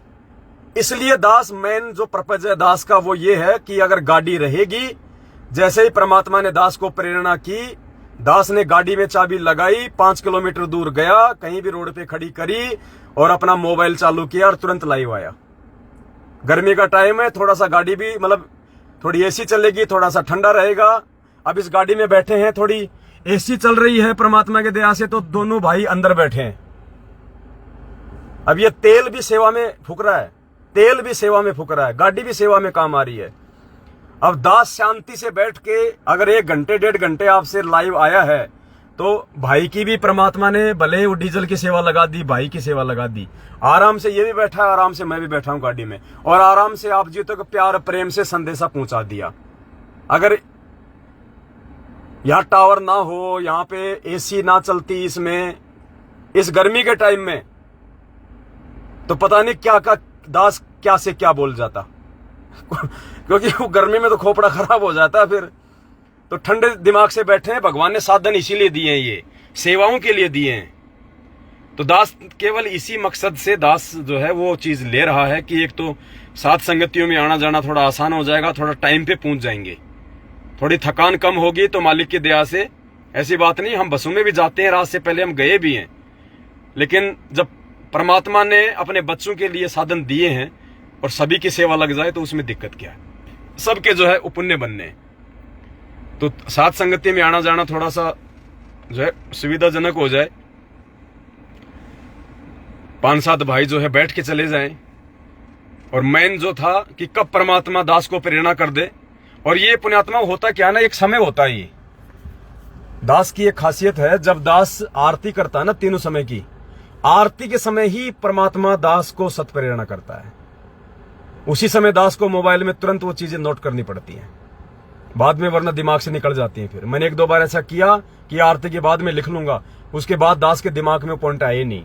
तो दास को उसी समय तुरंत, दास हमेशा मोबाइल साथ में रखता है जब आरती करता है, साइलेंट करके तुरंत दास उन चीजों को नोट कर लेता है। उसी समय परमात्मा दास की बुद्धि ऑन करता है। और लाइव आने की जो प्रेरणा होती है वो तुरंत बनती है। अभी दास आपको रियली बता रहा, जब अभी दास जो लाइव आ रहा है ना, और जब से दास ने लाइव शुरू किया है, पुण्यात्मा उससे आधे घंटे पहले ही परमात्मा ने अचानक से प्रेरणा की। नहीं तो दास अपना डोंगल हमेशा साथ रखता है इंटरनेट का। दास वो भी नहीं लेके आया आज जयपुर। दास हमेशा अपना जो आईपैड है वो साथ रखता है। दास वो भी नहीं लाया, केवल ये मोबाइल लेके आया था, क्योंकि दास आज जयपुर में गाड़ी की ट्राई करने आया था। दिन में हम 1-2 शोरूम में भी गए थे, हम ट्राई भी करके आए थे। लेकिन शोरूम में हैं तब तक तो ठीक है, जैसे बाहर निकलते हैं फिर अंदर से फील होता है यार क्या गाड़ी ले यार, ये थोड़े दिनों में सब चक्का जाम होने वाला है, इन गाड़ियों की जर लगेगी, क्या गाड़ी ले। फिर वो मन में वही विचार आ जाते हैं। फिर थोड़ी देर बाद जब गर्मी लगती है तो सोचते हैं यार ले ले तो ठीक है, थोड़ी सेवा हो जाए, अब इस कैसे क्या होगा आने जाने में। और जब बसों में धक्के खाते हैं तो सोचते हैं यार गाड़ी तो जरूरी हो गई। और जैसे बस से नीचे उतरे, कहीं बैठे ठंड में, अरे क्या करेंगे यार गाड़ी का मतलब कोई स्वार्थ नहीं, कोई लोभ लालच नहीं, कोई शौक नहीं। तो गाड़ी भी जब परमात्मा चाहेगा पुण्यात्मा उसी समय आएगी, और उसी समय दास आप भाई बहनों को फोन करेगा। उससे पहले किसी से 1 रुपए की दास को कोई जरूरत नहीं है। आज सिंगापुर से भी दास के पास में फोन आया था भाई का, दुबई से फोन आया, सऊदी से फोन आया भाई का, कह रहा था भगत जी आप हमारी सेवा तो ले लो, अपना खाता नंबर भेज दो आज। तो दास ने उनमें से एक भाई को कहा कि सुबह मैं विचार करूंगा। उस लाइव देख रहे होंगे, झूठ का काम नहीं है। दास ने कहा भगत जी दास सुबह आपको विचार करके बताएगा। वो कह रहे थे कि सिंगापुर से मैं कहीं और जा रहा हूं, बाद में हो सकता है मैं लेट हो जाऊं, इसलिए मेरी मजबूरी है, जो सेवा मैंने लिखवाई है आप अपना खाता नंबर भेज दो। तो दास ने कहा कि भगत जी मैं बात करके बताऊंगा, क्योंकि अभी कजोड़ भगत जी आएंगे, सलाह मशवरा करके कि भाई दास का खाता नंबर देना है, उनका देना है या कोई और तरीका है, उस हिसाब से। तो जब होगा तो सबसे पहले दास उन्हीं भाइयों को फोन करेगा, थोड़ी आसानी के लिए, जिन्होंने मोटी राशि जो है वो लिखवाई है। तो जिन जिन भाई बहनों ने जो मोटी राशि लिखवाई है 5-5 लाख की, 3 लाख की, 2 लाख की, 1 लाख की, वो भाई बहन थोड़ा सा तैयार रहें। आपके पास में कल के बाद कभी भी दास का फोन आ सकता है, तो आप जी तैयार रहें, और आप जी उसी समय या 2 घंटे बाद जो है अपनी सेवा का लाभ उठा लें। और थोड़ा फोन का ध्यान रखें बड़े भाई, वरना फिर अगले भाई के पास फोन पहुंच जाएगा, फिर दोबारा फिर कब नंबर आएगा कुछ मालूम नहीं है। एक मनोज भगत जी हैं केरला से, जिन्होंने 1 लाख रुपए लिखवाए थे, वो तो पहले भाप गए। बोले भगत जी मैं दिन में ड्यूटी रहता हूं, वो नेवी में, कोचीन में, केरला। बोला भगत जी मैं दिन में ड्यूटी पे रहता हूं, अगर ये नंबर ना मिले तो भगत जी आप मुझे इस व्हाट्सएप पे तुरंत मैसेज छोड़ देना, और भगत जी सेवा लगाना मत भूलना भगत जी। तो उनको इतना वो डर है कि कहीं भगत जी का फोन आ जाए और कहीं हम फोन ना उठा पाएं और किसी अगले का नंबर आ जाए। अरे भाई ऐसी कोई बात नहीं है, परमात्मा जिसकी लगवाएगा सेवा उसी की लगेगी, ना मेरी औकात है ना किसी और की औकात है। और जहां लगेगी बिल्कुल सत्य जगह पे लगेगी, जो भी चीज आएगी सबकी सेवा में होगी। वो यहाँ कोई शौक पूरा करने के लिए नहीं है, सिर्फ दास को इसलिए कि कब प्रेरणा हो जाए, कब गाड़ी लेके लाइव बनाना पड़ जाए, बस इसलिए, बाकी और कोई मकसद नहीं है। और साथ संगति में आप भाई बहनों को लाने ले जाने में थोड़ा, बस इससे ज्यादा कुछ नहीं। बाकी अब आगे सेवा बढ़ेगी, दास को फील्ड में रहना पड़ेगा, कभी कहाँ, कभी किसी भाई के पास, कभी किसी भाई के पास जाएंगे, क्योंकि और क्या करेंगे बैठे बैठे घर पे। अगर दिन में 5 भाइयों के पास भी अगर मिलेंगे, मालिक की चर्चा करेंगे, उनको भोग के बारे में समझाएंगे, सच्चाई समझाएंगे, वो आत्मा तो दृढ़ होंगी। तो दास क्या करेगा गाड़ी लेने के बाद अपने घर पे बैठ के, दास की यही सेवा रहेगी। और जब भी कहीं कोई साथ संगति होगी तो अपने भगत भाई बहनों को बैठा के और दास साथ संगतियों में आ जाएगा, उसके बाद दास की फिर वही रूटीन रहेगा। तो पुण्यात्माओं सिर्फ यही मकसद है और कोई मकसद नहीं है। और जब गाड़ी आएगी उसके बाद आप सबको गाड़ी दिखाई जाएगी, आप सबको बताया जाएगा, कोई छुपा रुस्तम का काम नहीं है। और गाड़ी बिल्कुल सोच समझ के ली जाएगी, गाड़ी कोई छोटी मोटी नहीं ली जाएगी। जिसके अंदर 8-10 भगत भाई बहन आ जाए वो गाड़ी ली जाएगी, बढ़िया कोई स्ट्रॉन्ग गाड़ी ली जाएगी। देखो ये परमात्मा का पैसा है और परमेश्वर ने यदि आप आत्माओं के अंदर यदि प्रेरणा करके यदि किया है तो ये चीजें जो है बार बार नहीं आती। लाने को तो मारुति 800 भी ले आएंगे, लेकिन फायदा क्या, जो 200 किलोमीटर ही ना चले लगातार, जिसमें हमारे 4 भाई ना बैठे ढंग से। तो परमेश्वर का है, कोई कमी नहीं है उस परमेश्वर के। मालिक ने डबल दे दिया। क्यों दिया है? कि बेटा काम करो ठोस, और वास्तव में सेवा तो अब लगेगी मेरे बच्चों की, और अब उसका सदुपयोग होगा। तो परमेश्वर की दया से 15 से 20 लाख के बीच की हम गाड़ी लेंगे, बढ़िया स्ट्रॉन्ग गाड़ी लेंगे, चाहे वो इनोवा हो या चाहे कोई महिंद्रा की कोई अच्छी गाड़ी हो, बढ़िया गाड़ी लेंगे। 7-8 भगत भाई बहन बैठे हैं, अच्छा इंजन हो, स्ट्रॉन्ग काम हो, लॉन्ग रूट पे चाहे 500 किलोमीटर गाड़ी को दौड़ाओ। क्योंकि लेने को तो 3 लाख वाली भी ले लेंगे, लेकिन फिर वो सेवा कितने भाई बहनों की लगी, तो उसमें ज्यादातर भाई बहनों की सेवा जो है वो लग जाएगी। तो जो भी है खुली किताब है पुण्यात्माओं। और दूसरा, ये आपका अधिकार है, ये आपका राइट है।